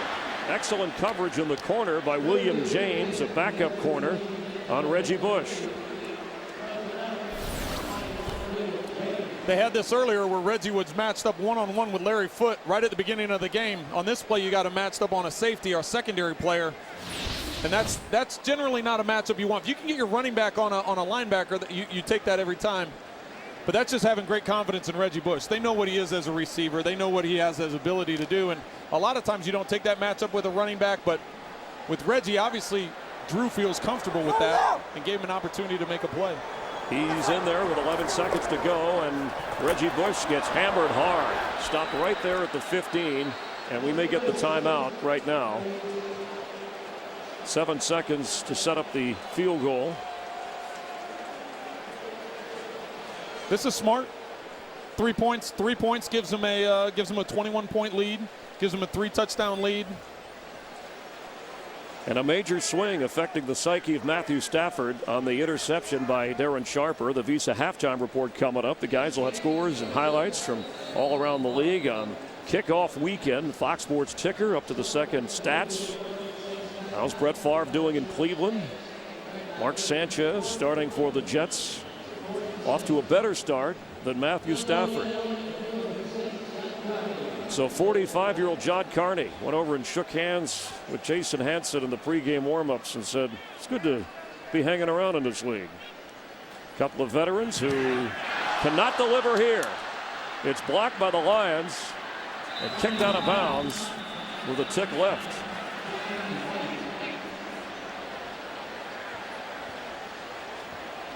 So it looked like a chip shot. Yeah, there was a breakdown in protection. You got two guys that are coming in there, getting their hands on it or have an opportunity to get their hands on it. Looked like Dwayne White, who got the block inside, the former Buccaneer out of Louisville. It didn't look like there was a problem with the snap, the hold, or the kick. It looked like the timing on it was fine. Just the breakdown in protection. Anytime you have a guy penetrate through the middle, it's going to cause a problem. And right there, Detroit was able to quiet this New Orleans crowd a little bit right before the half. Yeah, after a steady flow of offense, we had our first sack and then a couple of interceptions. We've had some penalties, now a blocked kick. We've had a crazy last 4 minutes of this half, but it's made for some exciting football, and I know that we have more to come in the second half for sure. So with 1 second left, obviously we're going to hit the half. And Trent, where is the head of Matthew Stafford at? Because he's going to have to try and lead this Lions team back in the second half. Well, I think the thing that Scott Linehan's going to work with him at halftime is talk about, let's come out, let's act like we're under control. We're not down by 18 points. We're under control. We've got the ball first. It's going to be important on that first series of the game to come out and get points, whether it be a field goal or a touchdown. So Stafford goes 8 of 18, 65 yards with 1 interception at the half. The Saints have a 28-10 advantage over the Detroit Lions. Here's the Visa halftime report.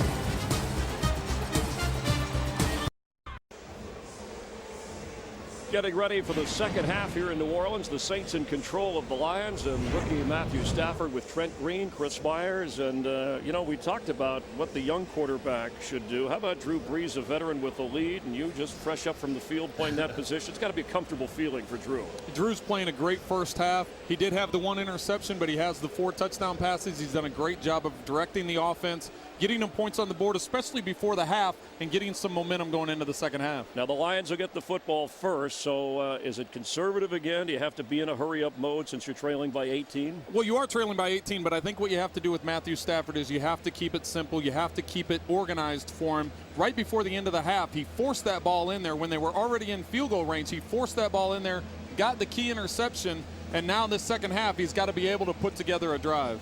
You enjoying being up here in the booth instead of down there getting chased by those big defensive linemen? I tell you, I feel a lot better physically. I don't feel as sore as I normally would. You've been calm. You got excited a few times when some of those plays were, well, I should say big plays, opportunities that were missed. As we are ready, Morstead to start the second half, and Aaron Brown has a chance this time to run one back. And Brown still on his feet up near the 29-yard line. Let's check in down on the field with Jennifer Hammond, who caught up with Jim Schwartz. Absolutely, Chris. And Jim said, don't give us too much credit for fighting our way back. We're still a ways down. We've got to take advantage of our opportunities. They've missed way too many chances when they've had turnovers and such. The one thing he said is we can't watch the scoreboard. We've just got to keep playing. Thanks, Jennifer. And how big psychologically was that interception, especially on first down when you were in field goal range for a young guy like Stafford trying to establish himself? Well, that's exactly what we talked about with the coaches last night, is him understanding the situation, knowing they were already in field goal range. He didn't need to force that ball. Here he gets a fresh set of downs at 1st and 10. Kevin Smith, he's been the workhorse on the ground and has some running room. It's a couple of yards. Darren Sharper's big interception kept the Lions from adding any points there. A check of the first half numbers, and the Saints dominating passing yardage. A couple of turnovers for New Orleans. The Reggie Bush fumble. Time of possession favoring the Lions. That's amazing when you see they've only got 84 yards of offense and they favor time of possession as lopsided as they do. Check the clock. Second down. Stafford, quick pass. It's low, and he hung on to it. Calvin Johnson near the 40. No, he did not. For a big target, looks like we have a Saints player injured. For a big target at 6'5", those low throws have to be difficult, even for a guy like Johnson, who is so athletic. You know, it is. It's a long way for him to go down there, especially a guy as big as Calvin is. Calvin's you know, he's 236 pounds, so for him to be able to get down there that low, he does have the athleticism. He's talked about being an elite player. He wants to be an elite receiver, but this is just a little too hard for him to come up with. You can see not only is it low, but it came in there kind of hot, came in there a little fast, and he did a good job trying to go after it, but incomplete. Tracy Porter, the injured player for the Saints, will continue here in the third quarter.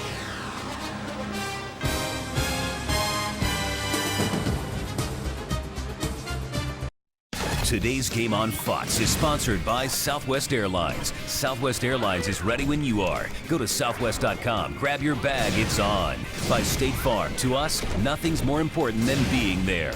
By AT&T, your world delivered. And by the all-new Taurus from Ford. Drive one.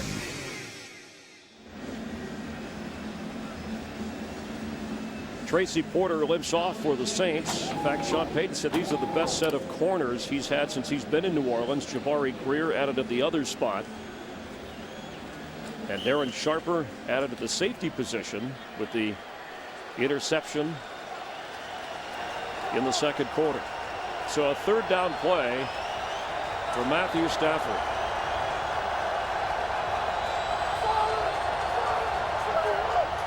Saints threatening the blitz.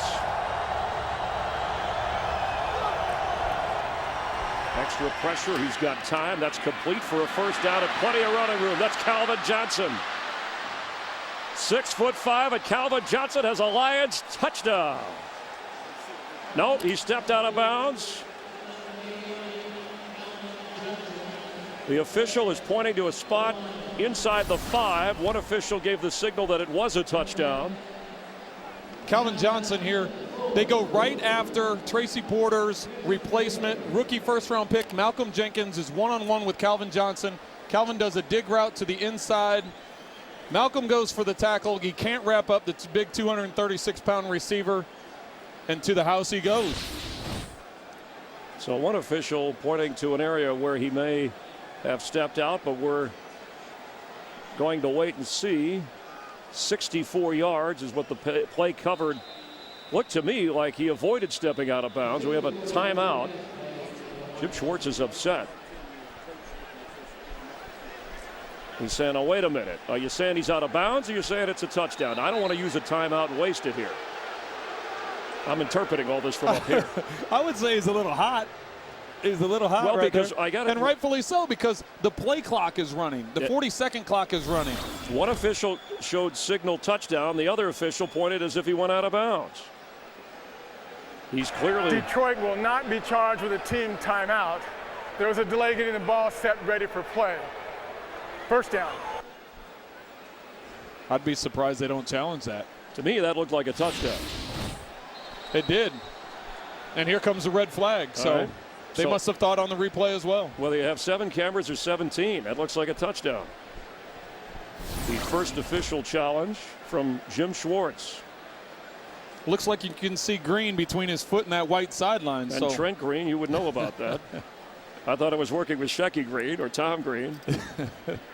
Instead, we got Trent Green, the former quarterback, always rooting for that touchdown, no matter what. And if you watch the Ohio State game last night, you had Cornelius Green. They showed some highlights from the former Buckeye quarterback. So we'll just keep rolling on that theme. Matt Barkley, talk about a freshman, a late drive helping his team win. And I think the Lions were hoping, as Matthew Stafford last night was very calm, said he'd watch his old Georgia Bulldogs, a little college football, hoping that he could bring that kind of opportunity to Detroit.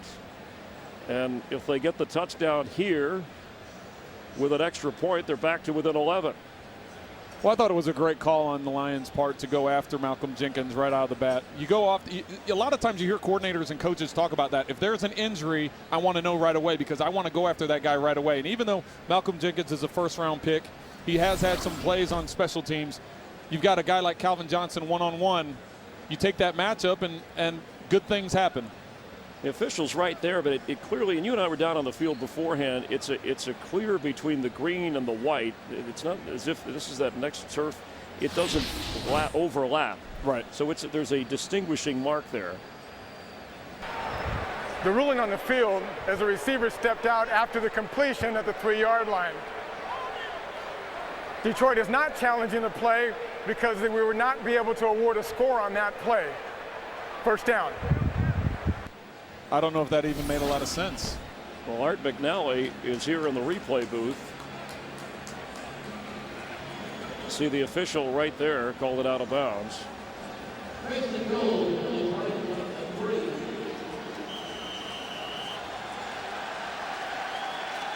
It's not a reviewable play in terms of a challenge because it was an out of bounds call. It still looked like he reached the end zone. On first down. Hand off to Kevin Smith. So there's no timeout loss for the Lions, but they don't get the 6 on the big play to Calvin Johnson. And not to go back on the play, but that's going to be one of those things that the rules committee goes over again in the offseason to get that rule because that it seemed pretty clear that he didn't step out of bounds. Yeah, scoring plays are reviewable, somebody breaking the plane, but an out-of-bounds sideline call, it's something maybe they ought to consider reviewing. At least that's what the Lions think. Second and goal. Jerome Felton is in. Calvin Johnson gets behind him in the backfield. Felton gets hit hard. He's kept out of the end zone. Well, for the Saints, they take advantage of the break if they force Detroit into a field goal. It's third down here. That's got to be a victory for the Saints, and one that the Lions are going to argue that they were in the first place with Calvin Johnson. But you've got to let that go. You've got to move on, and you've got to come forward. But that was a nice tackle by Scott Fujita, filling the hole there. Collision right at the 2-yard line, and Scott did a good job of wrapping him up. How much is that interception the last time Stafford was down here lingering in the back of his head on third down and goal? to the end zone, incomplete. Late flag, and it looks like they're going to get a pass interference against Calvin Johnson, even though I think Matthew maybe forced that ball a little bit because there's two defenders there. So who's the call on? Double coverage. Overthrown. Sometimes you say, is it catchable? With Calvin Johnson, everything's catchable. That's going to be the argument. Now Sean Payton is hot. Calming down. He's got the lead. He's at home.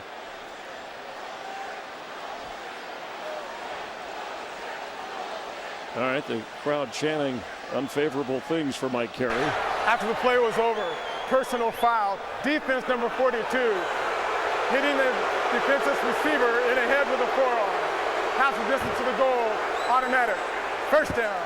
So the 13-year veteran Darren Sharper gets called. Some might see that as a makeup call. I'm just thinking out loud. You know, I didn't really see it, but I know that's one of the points of emphasis this year is defenseless receivers and blows to the head or neck area. This is not a reviewable play. Maybe at the very end of the play, but it's a fresh set of downs for Matthew Stafford. Kevin Smith, nothing. Jonathan Vilma made the stop, and Cedric Ellis came out with the football. I tell you right now, they're marking the play down because forward progress had stopped. You can see the officials marking the ball down. Forward progress had stopped, but a late flag came in. So I wonder if one of the Lion players didn't go up and have a few choice words to the officials about that play being down, but a late flag did come in. We're going to have a Mardi Gras breakout here in a moment.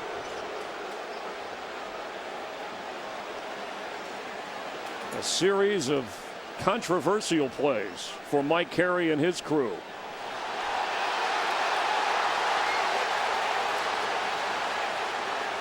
The ruling on the field is that the runner's forward progress was stopped before the ball came out. It's a second down. After the play was over, personal foul, defense number 94, unnecessary roughness. Half the distance to the goal, automatic, first down. So the call is on Charles Grant. He and Will Smith weren't even sure they were going to play in this game with that suspension lingering. The Lions, 4 new downs. The Lions staff immediately burst off the sidelines when the Saints were returning that ball, and they were going to challenge the play even if it wasn't reviewed because they were screaming from the get-go that the forward progress had been stopped. Sean Payton discussing things with Mike Carey, but the bottom line is he's inside the 1-yard line. The Lions now have a 1st and goal. What are the chances we're going to see a pass play here? Well, I think the fact that they've tried pounding it in every time, we're gonna see another pound on 1st down. But this would be an opportunity to set up a play action, kind of like what Drew Brees did on his last touchdown pass, or one of his previous touchdown pass, where he faked the ISO up the middle and got Shockey in the back of the end zone. Let's look at that fumble. The forward progress stopped. And that's not reviewable. What Charles Grant do here? Flag came out. That was Will Smith who went by the Lions defender. You know, was it a 15-yard penalty? No, I don't think so. But the fact that he did it with an official standing 3 yards away. The runner's forward progress was stopped. That is not a reviewable play. We made First that. down. Thanks, Mike. We made that clear. And Mike Carey trying to get this thing moving here. And all Jim Schwartz wants is a touchdown. And Matthew Stafford says, how many chances do you get? I like this NFL. Kevin Smith in the backfield. Stafford keeps it. Touchdown, Stafford. He crosses the plane, but he takes a shot. Let's hope they don't review it. Here comes the kick. Lions want to kick this ball in a hurry. People are going to ask why they have the replay system when everything comes up. You can't replay it. Well, we have a list from Mike Pereira of all plays reviewable. As Stafford smothered back by Vilma, but at that point the signal had been given, his first NFL touchdown, and for Matthew Stafford it comes on a run Not a throw. Although it should have come on a throw to Calvin Johnson, according to the Lions. So Hansen with an extra point gets it through. And the Lions, who once trailed 14-0 and battled back, now trail 28-17. But the Saint offense, with a chorus of boos cascading, gets the ball. Along with Trent Green, Chris Myers here. It's kickoff weekend in the NFL. It's been crazy for the officials, for the Saints and Lions. Bottom line is, first offensive series in the second half, and Detroit gets a touchdown. And now Robert Meacham ready to return. And it makes that turnover at the end of the half by Matthew Stafford that much more glaring, because had they gotten the field goal there, right now you'd be looking at a one-score game. So Jason Hansen boots it. Meacham running for it, and on the run, slips down at the 14, but can get up because he was not tagged, and now he's down at the 16, 17-yard line. William James making the stop. So Drew Brees, with 4 touchdown passes in the first half, takes over.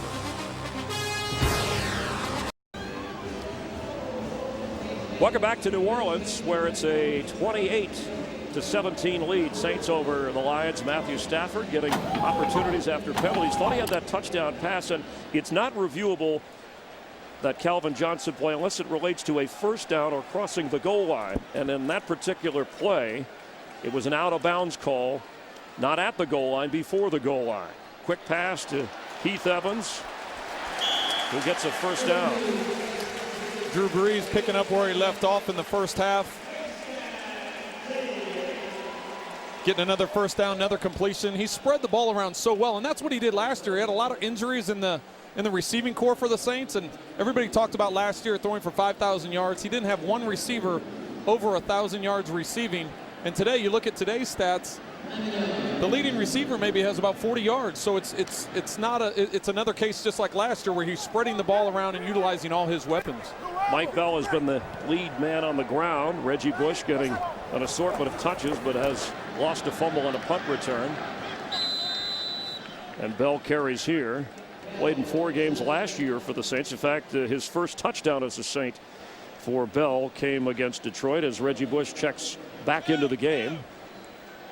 So the rushing yards, not a sparkling day there for Reggie Bush. No, and after talking with him yesterday, we knew that was a point of emphasis for him. We knew that he's had some criticism about the ability to run the ball, and he was really more concerned with how many touches he gets, whether it be return, catches, or carries.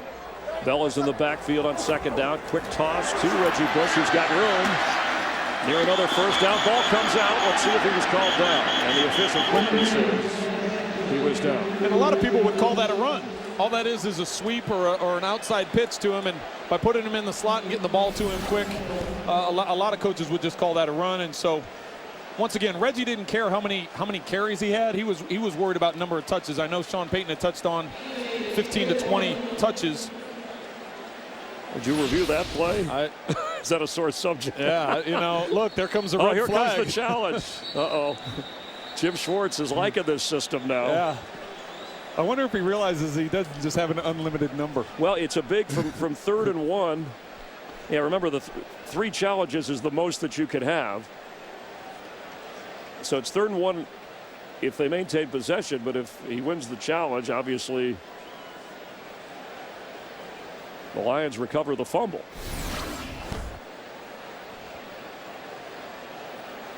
What do we have to watch? The ruling on the field is a catch and down by contact. It's being challenged by Detroit. And any part of the arm, forearm, it's beyond the hand, is considered down. Yeah, you can clearly see that his knees weren't down, his legs weren't down. There wasn't any part of his legs were on the ground, but it was his elbow that hit the ground. So based on the book, then he would be down. So Mike Carey running to review. Again, they'll check it out in slow motion as well as in live action. And while there's a replay challenge in New Orleans, we'll continue here with the Saints leading in just a moment.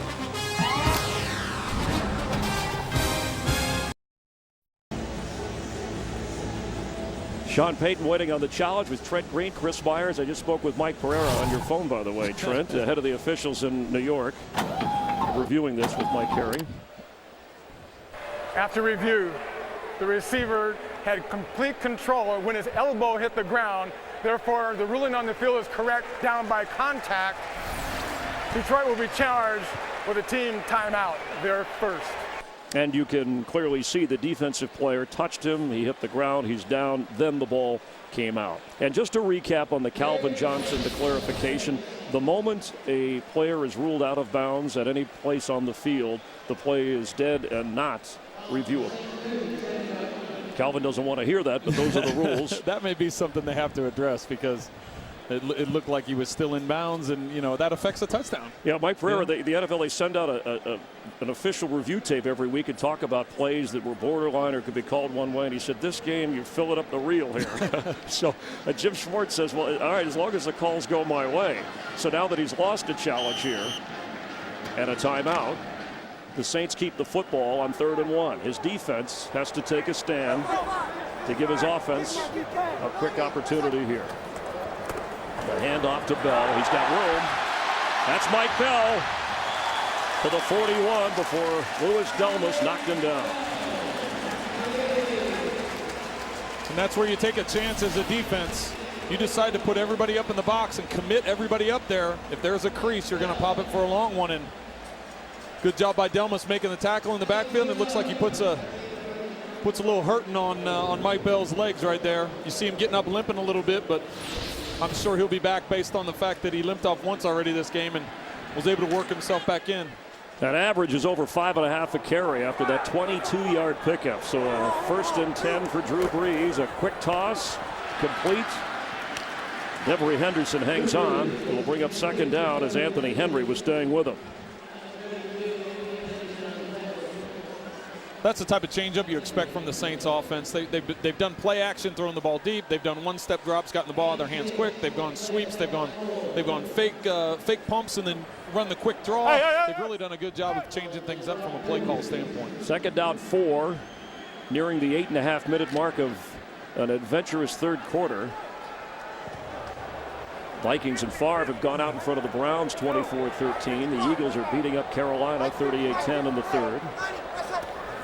Saints hoping for a fast start in the NFC South. That's another first down. Mike Bell, the workhorse. And this offensive line without Jamal Brown, who had the sports hernia operation and then a hip operation. He'll be out probably until October 25th, but they're holding up well.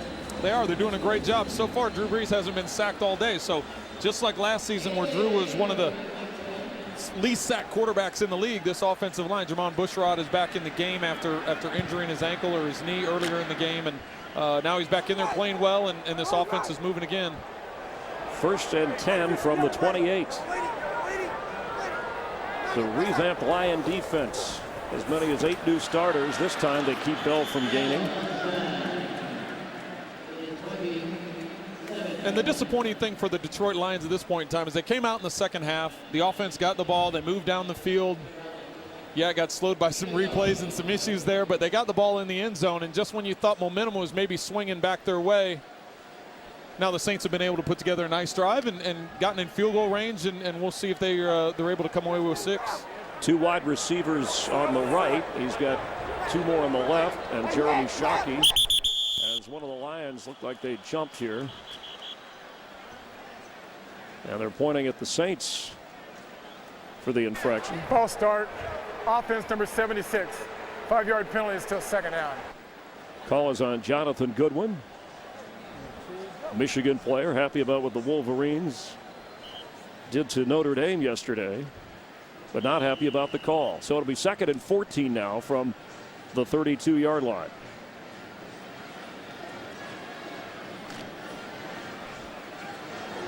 Drew Brees, first 2 series, lit up the Lions for a 14-0 lead. Saints have led throughout.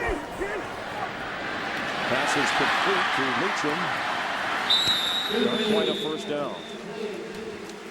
Meacham had one of the early touchdown catches. Anthony Henry was given an awfully big cushion right there. He's way off of Meacham. He's bailing out of there, and that's his pitch and catch.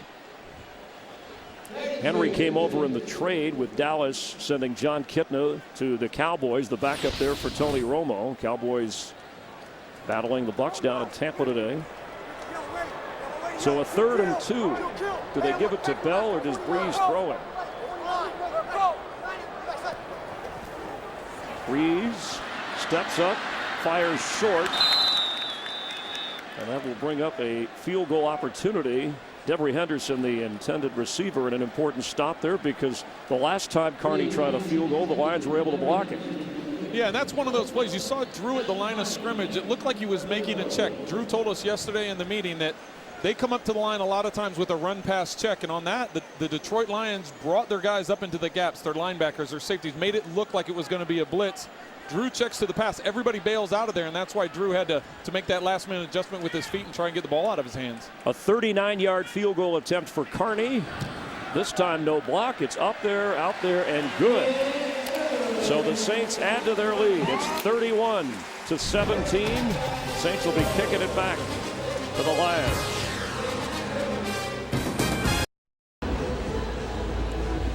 From the Superdome in New Orleans, Saints leading 31-17, 6:11 to go in the 3rd quarter. Former quarterback Trent Green with Chris Myers watching the debut of 21-year-old Matthew Stafford, #1 overall draft pick out of Georgia, who has gone 9 of 21 for 129 yards. He scored on a touchdown run and suffered an interception. Thomas Morstead to kick it off.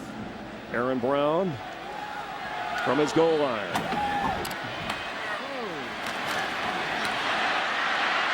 Aaron Brown gets through a few. He's got room. Aaron Brown is on the run. All the way to the 10 of New Orleans. And if it wasn't for the hustle of Malcolm Jenkins, he'd be celebrating a touchdown right now. And I think Malcolm Jenkins was feeling a little bit of a makeup after the Calvin Johnson catch, and that's where he's drafted #1 for that type of speed. Great return, has the vision to cut back. A lot of times special team coaches don't like you doing all that stopping and starting, but if you're able to make guys miss like that and you feel the flow of that coverage unit going one way and you're able to change direction and catch a seam, that can develop into a big play. An 87-yard return. Aaron Brown, a 6th-round draft choice out of Texas Christian. Another draft choice, Matthew Stafford here with Kevin Smith in the backfield on 1st down.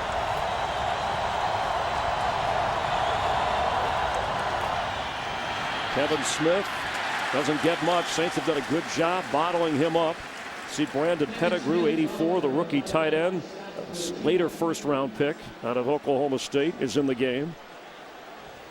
As the Saints defense behind the active linebackers, Scott Fujita, Scott Shanley, and Jonathan Vilma, not allowing the Lions running game to get in gear.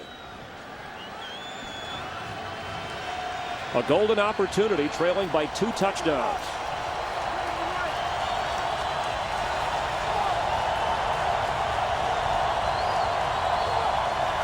Stafford fakes, throws, completes.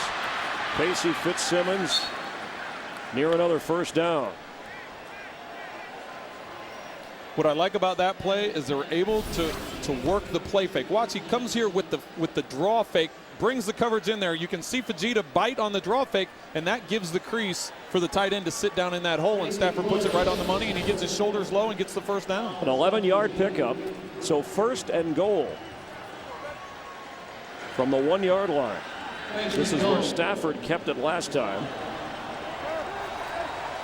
The Saints defense has been stingy down here.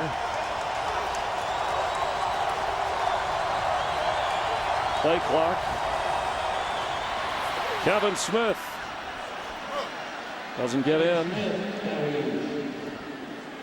Stafford was the only guy holding his hands up.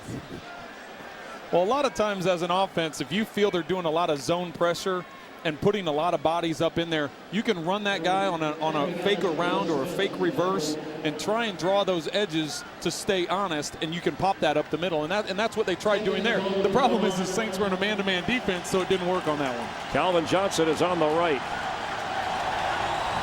2 receivers on the left, and Kevin Smith in the back. A penalty flag.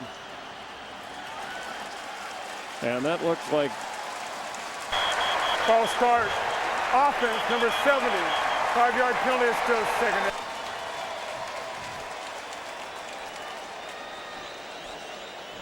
So the penalty on Daniel Loper is a big one because you go from inside the 1. 6th penalty on Detroit to back around the 5.5, 6 yard line.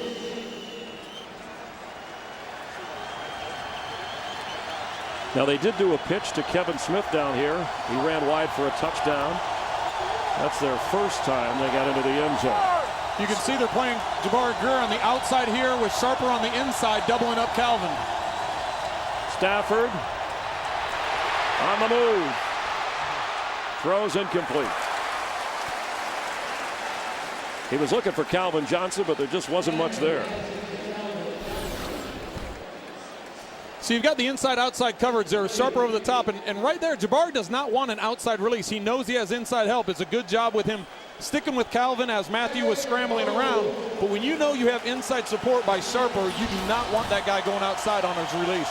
So the Saint defense would come out as big winners if they hold them to a field goal. It's 3rd and 5, 3rd and goal from the 5.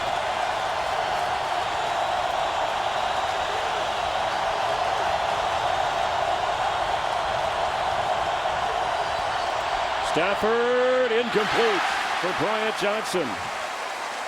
The Lions are 1 out of 10 today on 3rd down. Well, you got to kick the field goal here. It'd be different if they didn't have the penalty and they were at 4th and 1. But now with 6 yards to go, you haven't been effective moving the ball inside the 10-yard line.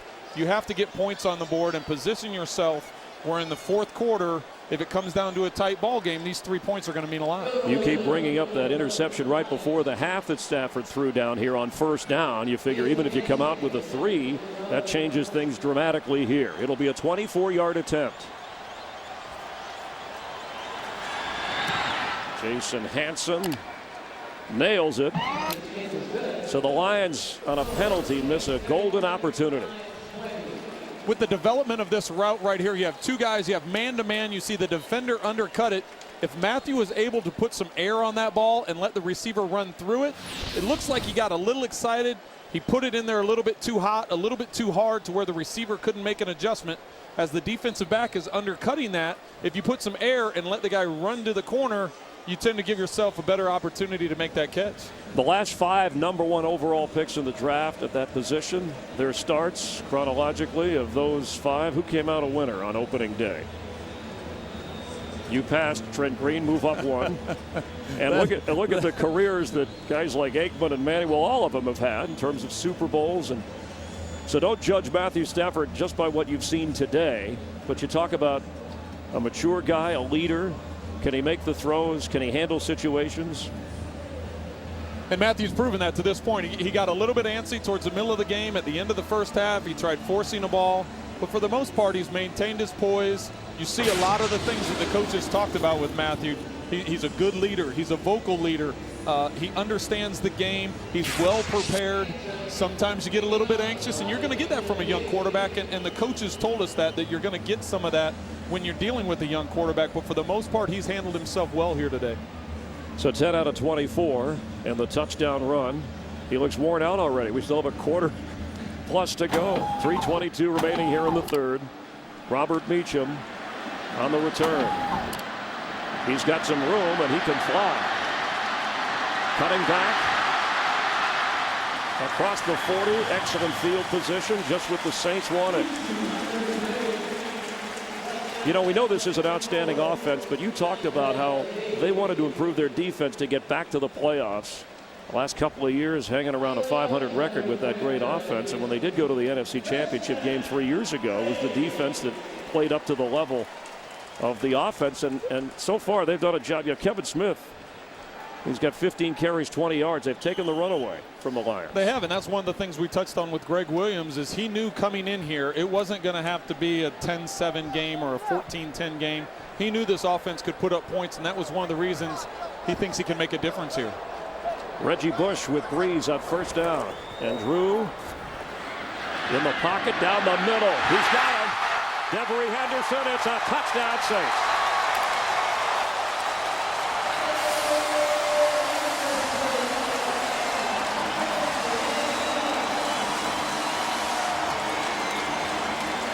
We've been saying it all day.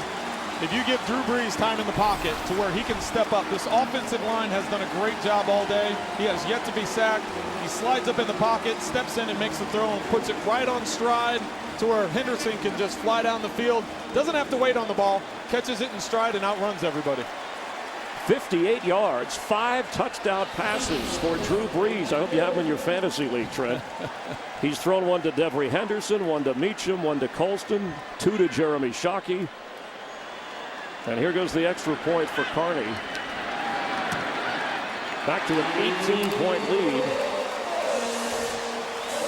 Former LSU star, Devery Henderson. Yeah, and I don't have Drew Brees in my fantasy league, but one of my sons does, and I'm sure he's doing backflips right now.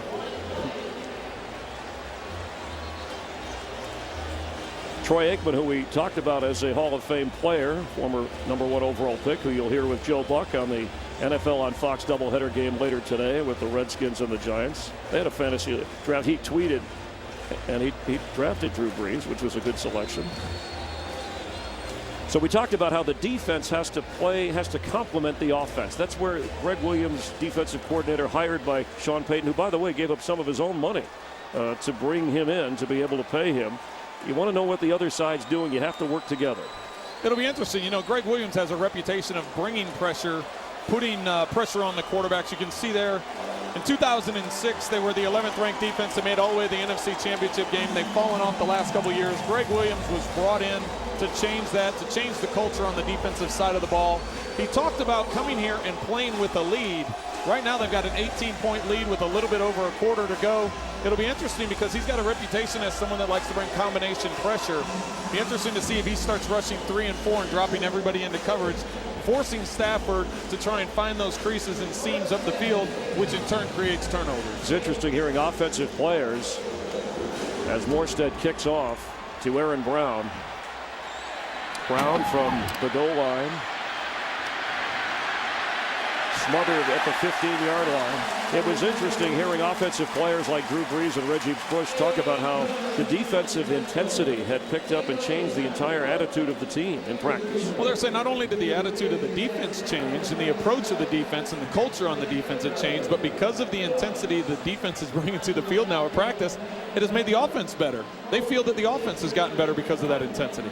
And Drew Brees has tied his career high with those 5 touchdown passes. It's the 3rd time in his career that he has done that, and he's not done yet. Meanwhile, Matthew Stafford has some work to do, trailing 38-20, under 3 to go in the 3rd. That's Bryant Johnson who makes the catch for a first down and eventually goes down at the 35-yard line. Let's check in on the Cowboys and Bucks with Kurt Menefee. Drew Brees having a great day in your game. Tony Romo doing awfully well himself in Tampa.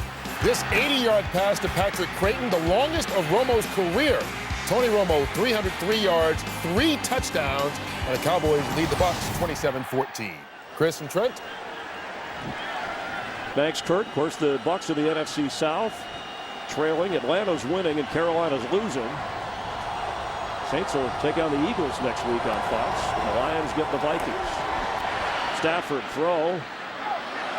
Did he hang on? It looked like it was, yes, near the first down marker. That's again Bryant Johnson, who's averaged 40 catches the last 6 straight seasons. You can see Porter's back in the game. He's able to drive on the ball, but Stafford leaves that ball on the outside. And we might have a challenge here. Look, Sean Payton went out and slowly handed it to the official to say, I think he dropped that ball. And you can see on the replay that the ball clearly hit the ground. The red challenge flag getting more airtime today than you and me. Or you and I, or both of us. Sorry, my grammar's off with all of these official reviews and challenges. Sean? The ruling on the field is a completed pass for a first down. It's being challenged by New Orleans. Sean Payton can smile because he has an 18-point lead. And you can see the ball hits him in the hands, and that's clearly incomplete on the ground. Yeah, so this should be quick for Mike Carey, but we'll see what happens. And it'll put the Lions and Stafford in a further hole here once they rule this an incompletion. Matthew Stafford is his first throw. Kevin Smith bobbled it. It was incomplete. Then he hit his next 4 passes. His first official NFL completion came to Calvin Johnson. Thought he had a big touchdown pass to Calvin Johnson. Ended up scoring. That's his first NFL completion. Here the Lions get on the board with Kevin Smith scoring. And then he got the second Lions touchdown. All in all, probably other than that interception right before the half, which is one of those that if you don't have to, you don't go there. He's done a pretty good job under the circumstances. Well, he has. And the one thing we talked about coming in here is that the Lions wanted to run the ball, and they were going to utilize Kevin Smith and run the ball more and use some play action pass and try and take all the pressure off Matthew Stafford. They've been ineffective running the ball today, and that's where everything has fallen on Matthew's shoulders to try and make something happen in the passing game. You know, he started as a sophomore in high school and freshman at Georgia in college, and showed at least that he could absolutely handle the job here. Dante Culpepper had a pretty good preseason battling for that starting job. After review, it's an incomplete pass. Second down and 10 on the Detroit 35-yard line. The New Orleans Saints hash mark. Please put 1:55 on the game clock. New Orleans will not be charged with a team timeout. Thank you. And Sean says, good, that's what replay is for. We're supposed to get it right. And that clearly, there's no argument. Yeah, there was no argument, and Mike Carrier was very polite, saying thank you at the end of that, and I'm sure the crowd appreciated it. So 1:55 to go in the third. It's now 2nd and 10 for Stafford.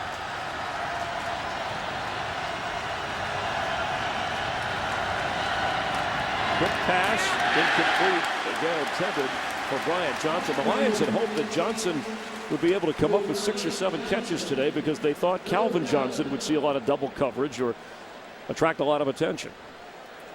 You're right, and you're trying to spread the ball around. You're trying to get everybody involved because you know what Calvin Johnson brings. You know he's going to get double covered most of the day. So the other receivers on the field, or the backs or the tight ends for that matter, have to be able to get open and win those one-on-one matchups. They've gone to him 13 times, but the Saints defense has been tough when it comes to Calvin Johnson making the catch. 3rd down. He fakes, he fires, it's intercepted. Scott Shanley picks it off from his linebacker spot. He had somebody wide open down here. I think it was Javon Figures, and he just underthrew or was looking in the other direction. He was wide open on the right sideline. Yeah, you look at the Saints coverage on this play, and it looks to be they're in a deep cover 2 because they know it's 3rd and 10, so they're trying to keep everything in front of you. Matthew comes out, he looks to his left, he does a little pump fake to that side, he comes back to the right, he has a receiver open in the hole, back down the sideline. In between those two, you can see how the ball comes out of his hand. It comes out end over end and hits the linebacker right in the chest. So my guess is something must have slipped out of his hand, or he had second thoughts, but he had a receiver open down the sideline. Second interception on 1st down. Bell, ball is loose, and the Lions have it. Louis Delmas, the rookie from Western Michigan, is headed the other way. Chased by Colston, but Delmas is going to have a touchdown for Detroit. Have we not had a crazy game? Momentum changes like every single snap. So this has been definitely been an exciting game, and puts the Lions right back in it. 65 yards. Bell loses it. Delmas scoops it. And the 2nd-round draft pick, who they hope will make a lot of big plays in the future, has come up with one in his first NFL game. That's one thing that Jim Schwartz and this Lion team has this year. They say they're different from last year. They do battle back. Well, I hate to tell you this, Lewis. Great job on getting the fumble return and scoring, but you better get ready because the Saint offense is coming right back out after this extra point and kickoff. Saint offense is coming right back out, and knowing Drew Brees, knowing Sean Payton, they're going to be a little ticked off by that and try and attack. So catch your wind as fast as you can and get ready to go. And Brees maybe could get a record for him, 6 touchdown passes. Maybe the Lions will apply more heat. The extra point for Hansen, and it's back to an 11-point lead. Drew Brees has been tough on this Lions secondary. Remember, they don't have Phillip Buchanan, a late scratch with a neck injury. Touchdown to get things going. Drew does such a great job with his vision in the pocket. He's not looking to run. He's looking to buy time to throw. And when his line gives him a pocket like he's had, and he's able to slide up in the pocket, slide over, he finds those matchups and finds those creases in the defense, and he's very accurate with his throws, and that's proven out today. It's like putting out a brush fire because there are so many different receivers. You don't know who to worry about. Shockey, who had no touchdown catches last year, has 2 in today's game. But Drew is now worried, or at least wants to protect that 38-27 lead. The Lions defense coming up with a big scoring play after the second interception thrown by Matthew Stafford. That was one thing the Saints wanted to do on defense, was take away the football. The last 3 years they had only 64 takeaways. That's second worst in the league. The Redskins have the worst. That was one thing that the defensive players and Greg Williams all touched on, is that they need to create more turnovers on defense. They have gotten Matthew Stafford to throw two interceptions. But you look at the way the Lions have scored. They've scored a defensive touchdown. They've scored a special teams touchdown. They're staying in this game. And Robert Meacham with a chance on the return. Lions special teams bottle them up inside the 23-24 yard line. Drew Brees, 21 of 28. He has more than 300 yards passing, and that career high equaling 5 touchdown tosses. So I think you're also thinking, obviously, Trent, you want points, but let's chew some clock up. Let's keep the ball for a while. You're right. We're not even into the fourth quarter yet, and this game seems to be going back and forth. And you nailed it. The Saints want to be able to run the ball. This is what they talked about. Running the ball when you want to run the ball. Run the ball to get first downs at the end of the game. Run the ball to use up the clock to keep the other team off the field. And that's what they talked about to us. That's been a point of emphasis this entire offseason, and this is their opportunity to do it right here. Looks like Yamon Figurs having a problem, the injured player for the Lions. Saints will be at their own 22-yard line when they start this series. It's Dean Kleinschmidt on the left of Coach Schwartz, a longtime Saints trainer, now in Detroit. Does an excellent job taking care of players. Let's check in with Kurt Menefee and see what's going on around the league. Kurt? A lot of people made Adrian Peterson their #1 pick of the fantasy draft, and here's plenty of reason why.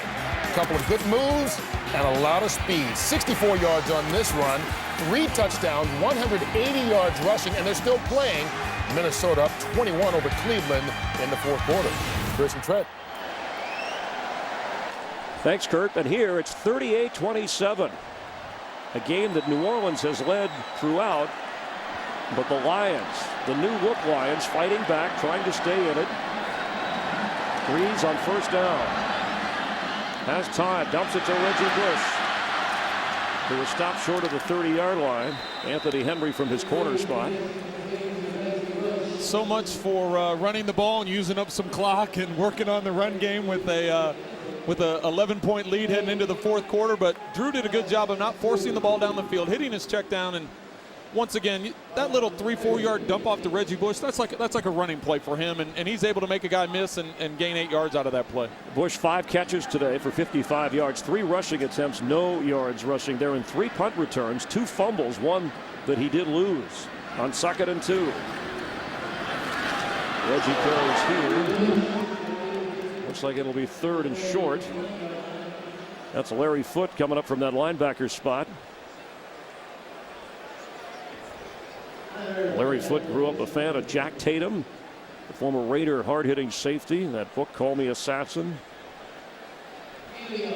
And Larry Foote had a Jack Tatum type hit there. He went right for his head. He had the big arm coming right across his head, and that was very reminiscent of a Jack Tatum hit. Larry Foote from Michigan. We said, of course, the former Wolverine, coming back to Detroit after successful years with the Pittsburgh Steelers. Mike Bell in the backfield. And we're going to let the Clock run out here in the third quarter, so 3rd and 1 as we begin the fourth quarter, and at the end of 3, it's the Saints 38, the Lions 27.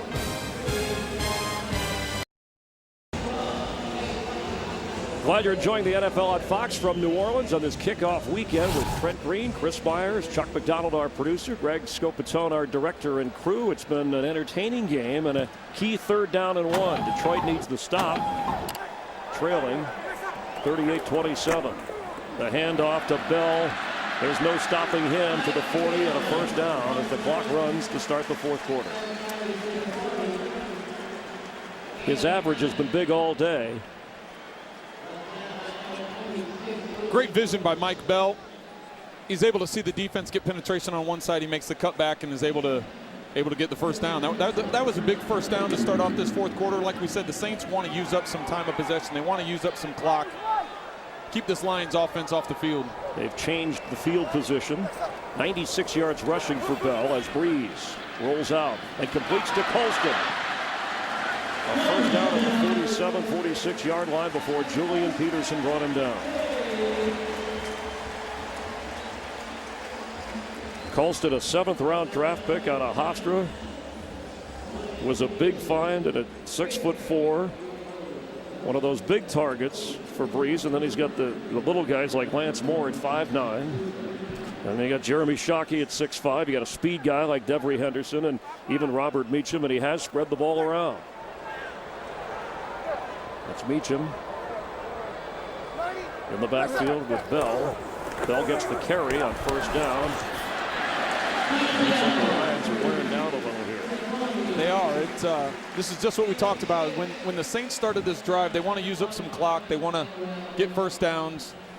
You know Drew Brees is going to take a big play anytime he gets it, and they have called a couple plays where he's looking downfield and he's hit his check down, but for the most part, they're trying to utilize clock and keep the chains moving. So from the 40-yard line, as Bell goes over the 100-yard rushing mark, with Pierre Thomas watching on the sidelines. 2nd and 4. Bell again. First down and more. Down to the 31-yard line. When your safety, Marco Emmanuel, has to keep making the stop, something big is going on up front. You're right. And when Pierre Thomas is watching this from the sideline, he's got to be, I better be back next week. The way Mike Bell is running the ball, he's not getting hit and getting knocked back. Every time there's contact, he seems to be going forward. And as hard as he's running, right now and following his fullback up in the hole, Pierre better get back. Those 20 carries, a career high. Saints got him as a free agent. He's a former Bronco out of Arizona. Bell hit hard this time. And Larry Foote said enough is enough. It was interesting when we talked with Drew Brees the other day. He was talking about Mike Bell, and he said he felt that Mike Bell was the MVP of training camp, of the preseason. He just really liked the way that he worked. He liked the way that he came in and he took charge and was very impressed with the work ethic that Mike Bell showed. Deuce McAllister wants the go-to back on the ground here, and Pierre Thomas, who led the team in rushing, was to take that role, and probably still will, but at least with Bell and Bush, you've got a lot of choices. 2nd down. Reggie carries this time. Reggie Bush trying to get to the outside, dragged down at the 30, and he turned the corner. Look out, but Anthony Henry made sure he did not.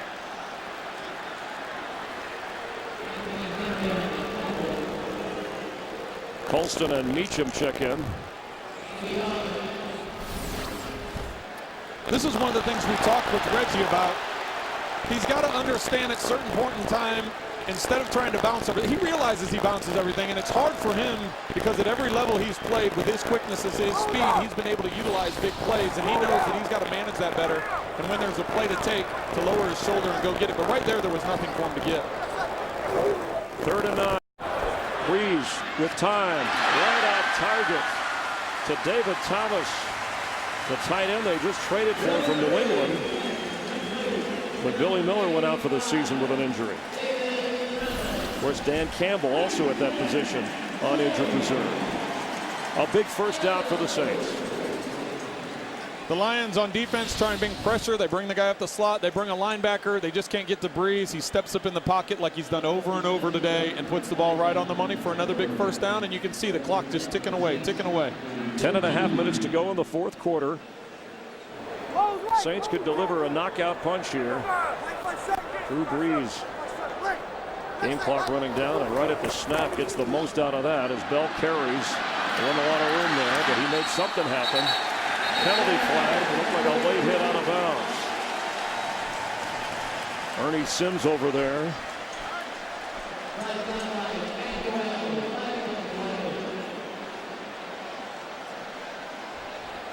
We'll check on the penalty and we'll check on the injury.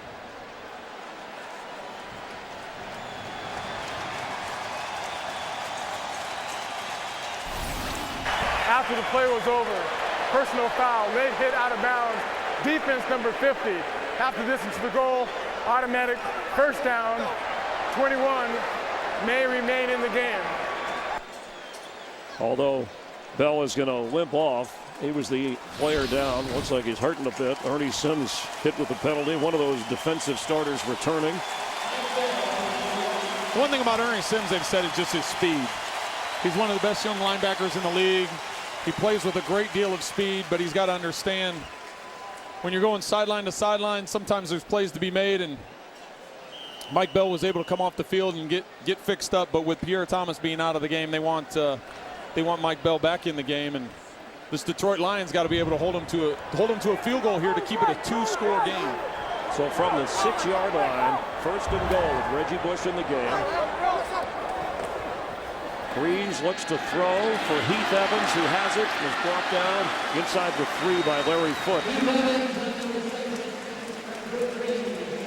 It'll be second and goal. You know, Drew Brees and Mike Bell have stole the show, the debut of Matthew Stafford today. On the replay here, you can see Drew's looking upfield. You know, he's got 5 touchdowns today, but he's looking for another one. But he does the smart thing, dumps it off. One mistake today. He's got the 1 interception. But other than that, he's played near flawless. And that was on one of those gimmick plays. That's Reggie Bush splitting out to the right side. And the give is to Heath Evans. Penalty flag comes in on the back end of that as he gets near the goal line. Generally, the flag coming in from that standpoint is going to be a holding at the point of attack. Holding, offense number 77. 10-yard penalty, still second down. Another penalty in the game. Both teams have had their share of flags today. And this is a big one. Where it happens, when it happens. You talk about red zone efficiency. You talk about getting the ball in the end zone, shooting yourself in the foot. The Saints talked about that. We touched on it earlier in the game. They talked about it the other day. Interceptions, turnovers, penalties, it costly.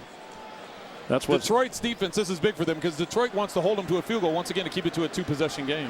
6 penalties on New Orleans, 7 on Detroit. So backed up to the 13 now. Second and goal. 8:45 to play in the fourth. Breeze in the air, and an opportunity there. He's looking for Lance Moore. So it'll be third down. Marquand Manuel, the safety, reaching for his shin. Needs some help in the end zone. Drew may have gotten a little greedy on this. Although the way he's throwing the ball, he feels like you can put it anywhere. On days like this where you're able to put the ball anywhere you want to put it, your confidence grows and grows as the game goes on. And right there, he gets the safety in the corner. He's able to split him. He does put the ball in position where the receiver can catch the ball, but that's an awfully tight window with this type of lead and knowing that you're assured of a field goal. So Marquand Manuel, the injured player, the safety for the Lions, will check on that and continue from New Orleans. Today's game on Fox is sponsored by Madden NFL 10, available now, rated E for everyone. EA Sports, it's in the game. By DirecTV, follow your favorite team no matter where you live with NFL Sunday Ticket on DirecTV. By Hyundai Assurance, a little certainty in uncertain times. And by Bud Light Lime, the drinkability of Bud Light with a refreshing taste of lime.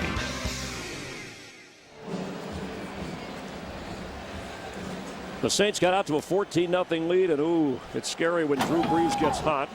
5 touchdown passes in the game. And now on 3rd and goal. Heath Evans on a fullback screen. Heath Evans is in for the touchdown.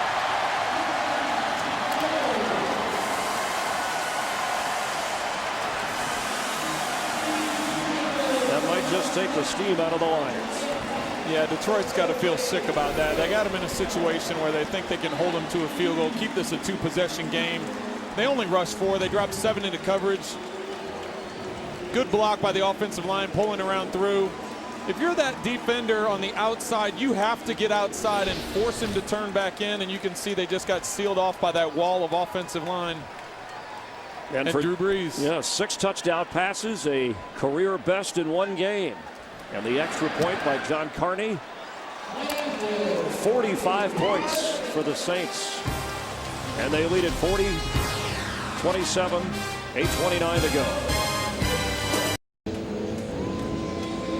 Another target for Drew Brees. That's Heath Evans, the former Patriot, Seahawk and Dolphin, signed as a fullback. That 6th touchdown toss. Shockey has 2, but he's hit Henderson and Meacham and Colston and more. And now it'll be Matthew Stafford's turn, who's yet to throw a touchdown pass in the NFL. He does have a touchdown run of a yard, trailing 45-27. Aaron Brown up the middle and right. So Matthew Stafford will have to try and move his team in a hurry, trailing here in New Orleans.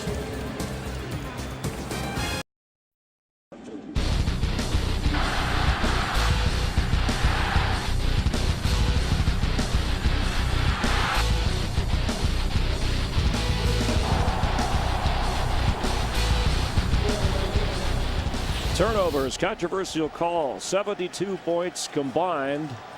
Drew Brees, 6 touchdown passes, a career high in one game, and Matthew Stafford, the 21-year-old, his NFL debut. Kevin Smith near a first down. Clock running, just over 8 minutes to go. You know, they asked him one of those psychology tests during the draft with Stafford, if you had to be one of 3, if you couldn't be a pro football player, would you be a chef, an auto mechanic, or a race car driver? And he took race car driver. That figures at Detroit, right? But also the other jobs, he said, just don't really fit his personality. Right. It's understandable. Well, here, he's got to hurry. He's got to race to the other end zone. Smith for the first down.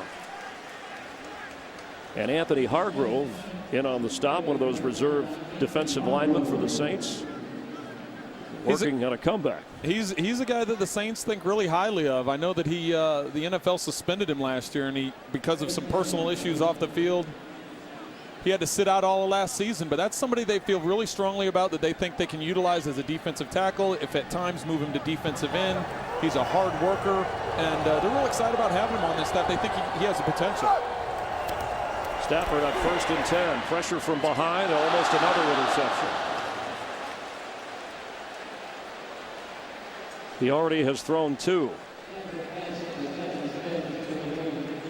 Right now, the front guys of the Saints defensive line, they got to be thinking, smelling blood in the water, and knowing that they're going to throw, knowing that they've got this lead, that they're not going to blitz a lot of guys. They're just going to let their down 4 go in there. They're going to drop into coverage with this type of lead. Tough challenge for Stafford. Here comes more pressure. We just wanted to get rid of that. And of course, right when I guess that, they bring a safety pressure, they bring safeties, they bring linebackers, they go cover man-to-man. That's so it's not easy playing quarterback. It's not easy being a coordinator.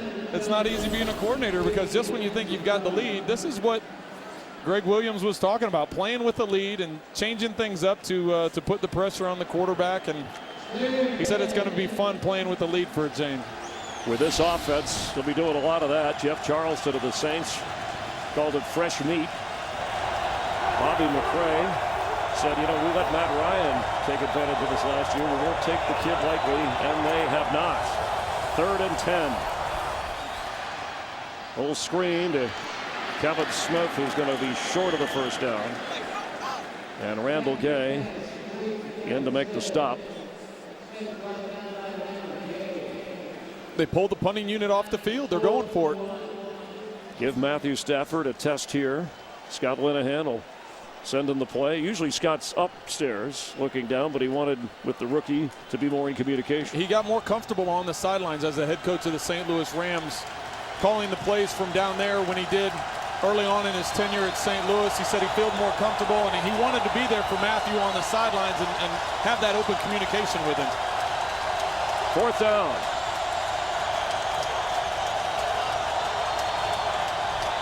The officials called time before the play was run. There was one-on-one coverage with Calvin Johnson.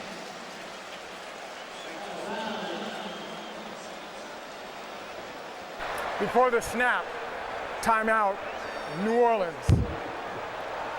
Their first, a 30-second timeout. Mike Carey pointing out that the defense of the Saints on 4th and 1 facing Stafford wanted to adjust things. Calvin Johnson looked like they had something going there for the There Lions. was a chance. Just one of the few times today that Calvin Johnson's been one-on-one. And they know that he's the type of weapon. You get the ball in his hands, as big and as physical as he is, you get him one-on-one. Doesn't matter who the corner is. He's a guy that can go up and battle for the ball and generally comes down with it. Just 3 catches for Calvin Johnson. 31 yards. They've thrown to him quite a bit.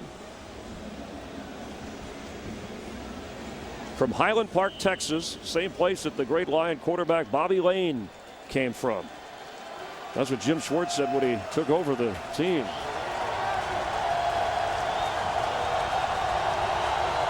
We need a quarterback in here, and they got Stafford on 4th and 1. He's going to roll out, throws, and juggle. Did he hang on? That's Bryant Johnson, and yes, the official says catch.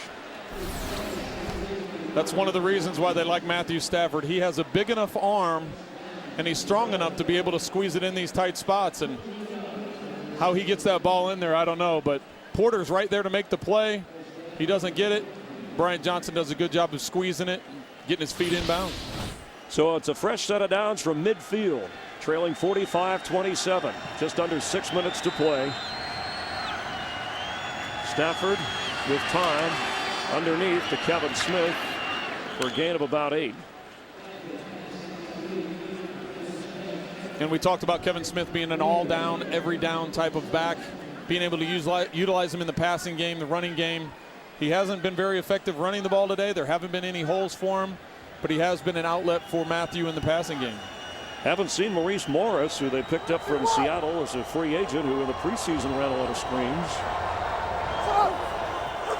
2nd down, Stafford from the pocket down the sideline, a little bit long for Calvin Johnson. It'll be 3rd down. You know, the curse of Bobby Lane, legend has it that the great Lion quarterback, after being traded, put a hex, said they wouldn't win for 50 years in Detroit. Led them to 3 NFL championships in the 50s. Well, that 50 years has expired now. And so after 0-16, there's hope, there's optimism with Jim Schwartz and Matthew Stafford. Despite the score today, the Lions gave us some thrills throughout the afternoon. Well, they haven't. Up until this point, they've already put 27 points on the board. So this is as good of an offensive showing as they showed all of last season. 1 for 12 on 3rd down. That's the 1st down.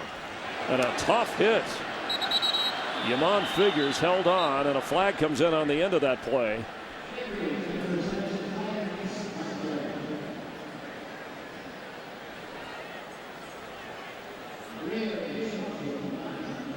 The Lions thin at receiver in terms of depth. Derek Williams inactive, the rookie from Penn State. Holding, defense number 42 is declined. 1st down, Detroit. They're going to call that on Darren Sharper, but it's a 1st down catch by Yamon Figures. Let's take a look at that hit again. Yeah, I think they got that number wrong. Jabari Greer, number 32, is the one that was tugging on Yamon on that route, and Sharper's the one that came up and put the lick on him. So it's a 1st down for Stafford. Down the middle of the field, and that's intercepted by Sharper. His 2nd of the game.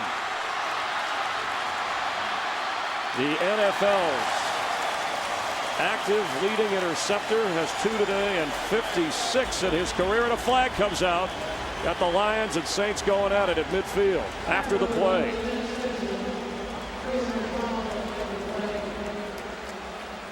Looked like Steven Peterman was involved. After the ball was dead, personal foul, unnecessary roughness, defense number 51. From the dead ball spot, 15 yards, automatic, first down, timeout. So tack on a penalty. Another turnover. That's 3 for Matthew Stafford. This telecast is copyrighted by the NFL for the private use of our audience. Any other use of this telecast or of any pictures, descriptions, or accounts of the game without the NFL's consent is prohibited. Darren Sharper, his second interception, 3 turnovers for each team in this game. And coming up, Redskins and Giants, NFC East battle with Joe Buck and Troy Aikman. It's scoreless in the opening quarter. And here the Saints trying to close it out. 4:48 to go. That's Mike Bell, over 100 yards for the day. That penalty at the end of the interception was on Lions center Dominic Raiola, the veteran. Had quite a few of those unsportsmanlike calls today. And I think having talked with Coach Schwartz about what his expectations are for this Detroit team, like you mentioned, they had the 3 turnovers. They've also had 4 or 5 unsportsmanlike conducts. He's going to address all those things because not only is he trying to change the performance on the field, he's trying to change the culture and what everybody thinks of the Detroit Lions. And the lack of a running game, they gave it a try. There just wasn't much there. Saints defense deserves credit. Bell taking care of the Saints running game. It's been in his hands today, and he has measured up.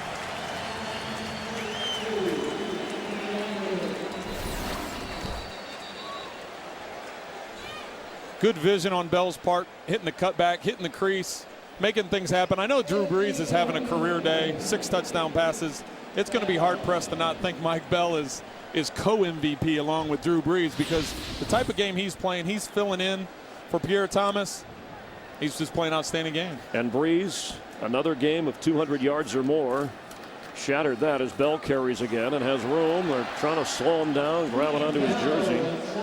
Brees has thrown for 359 yards. Bell has run for well over 100 now. 5 different receivers have touchdown catches for the #1 offense in the NFL last year, and I don't think anybody's going to top them this weekend. They're on a pretty good start to separate themselves from the rest of the league, and I guarantee you that Mike Bell's going to be in the cold tank. getting a little ice bath after this one. A career high in carries, 24, 133 yards. Clock running as Brees takes it to the last second and gives it to Bell for another first down. Twisting, turning, and frustrating the Lions.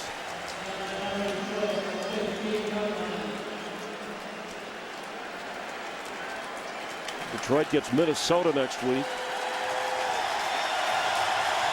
Saints will face the Eagles as Bell comes out to a round of applause. Impressive numbers for the former Bronco, the free agent out of Arizona in his 4th year. Nearing the 2-minute warning. Reggie Bush, his 15th touch of the day. Reggie Bush inside the 5, near another first down. And we have hit the 2-minute warning. You have been warned. The Saints lead the Lions 45-27.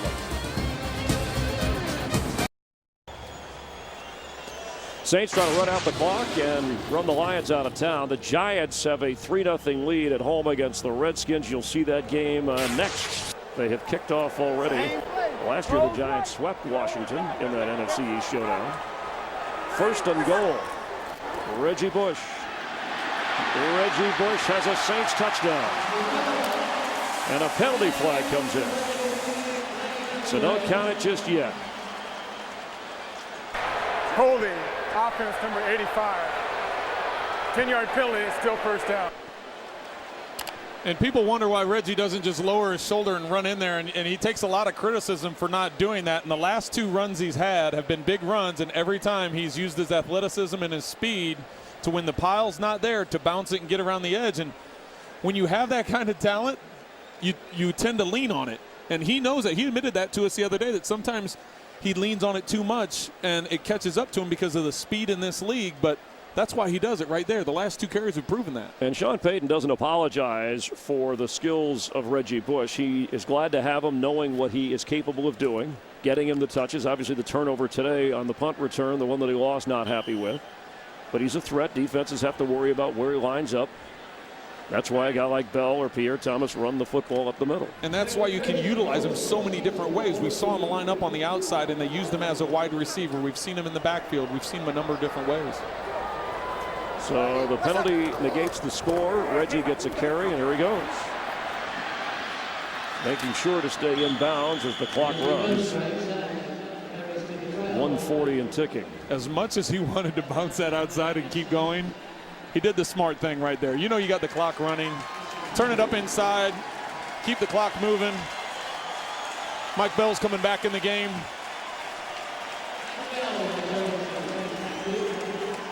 Reggie comes to the sideline. 5 catches, 8 carries, 3 punt returns. Clock running here. Just over a minute to go.